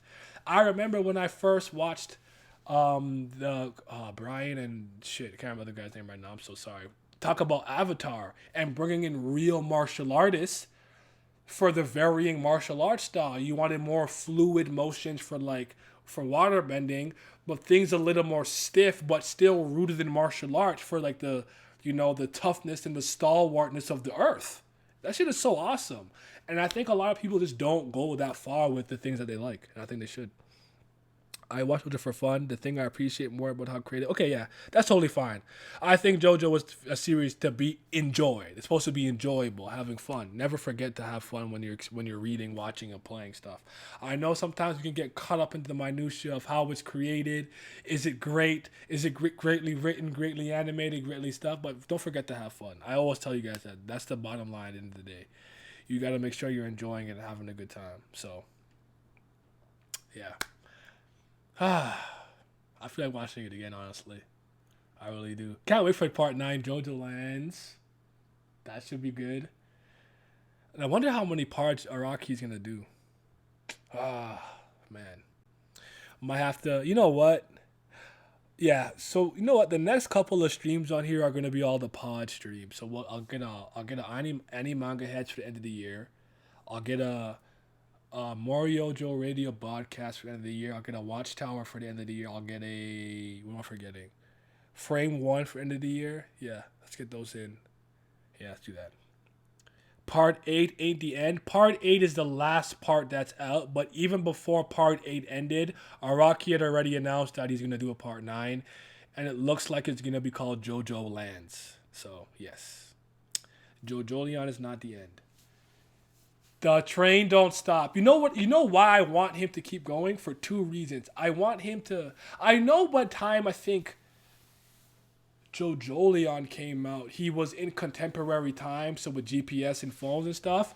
I would be interested in him in exploring a future, like make JoJo Lands take place in like 2045, and I would like to see what he comes up with because he always has a frame of reference and framework because he thinks things take place in the past or in current time. But it'd be interesting for him to have something take place in a time period that doesn't exist yet. That'd be cool. But if not, I would like to maybe go somewhere we haven't been before. Maybe not Japan, not Italy. Like let's go. Like maybe it takes place in Africa or somewhere. Like I don't know, somewhere cool. Like I think he could do something really creative with that. And then he's the type that would do it. Like Araki is pretty inclusive, all things considered. He has all characters from all walks of life and shit. So yeah, future Jojo would be cool. Some sci-fi stuff would be really fun. I think so too. So yeah. Time is on Araki's side. What a monster. He really had the stone math. That boy a pillar man. That boy's cars. He's completed. He's cars for real. All right. All right. Thank you guys for coming and joining me for this stream today. I'm sorry that it started off so rough and choppy with the internet not working. I'm working on it. I don't know. I might have to get a different internet provider or something, but I'm hungry as hell. I gotta go eat and edit some stuff for tomorrow and later in the week. Just real quick though, when January starts, I'm going back to every other day. So Monday, Wednesday, Friday, Sunday will be video days. And hold me to this. I will stream as much as I can, but if I need to stream Tuesday, Thursdays, and Saturdays, hold me to that. If I don't do it, and call me out, hold me accountable, all right? I wish more authors had parts like he does, better planning, better story. I agree. And it lets you tell a samey story, but change up the cast, the time period, place, and overall theming. Because one is like a horror story, where like 5 is an Italian mobster drama, where 3 is like this almost Indiana Jones across the world adventure. So it's like even like some of it is different. So yeah. But yeah, you guys be well. I'm gonna be out. Do a bet on Discord for what? You mean in general or like a general or for what though? I could think of a lot of stuff. I have the like Bork one with Milios, but I could think of a lot of stuff too. I have an idea. I'll hit you in a second. I have one. But you guys be safe, man. Take care of each other.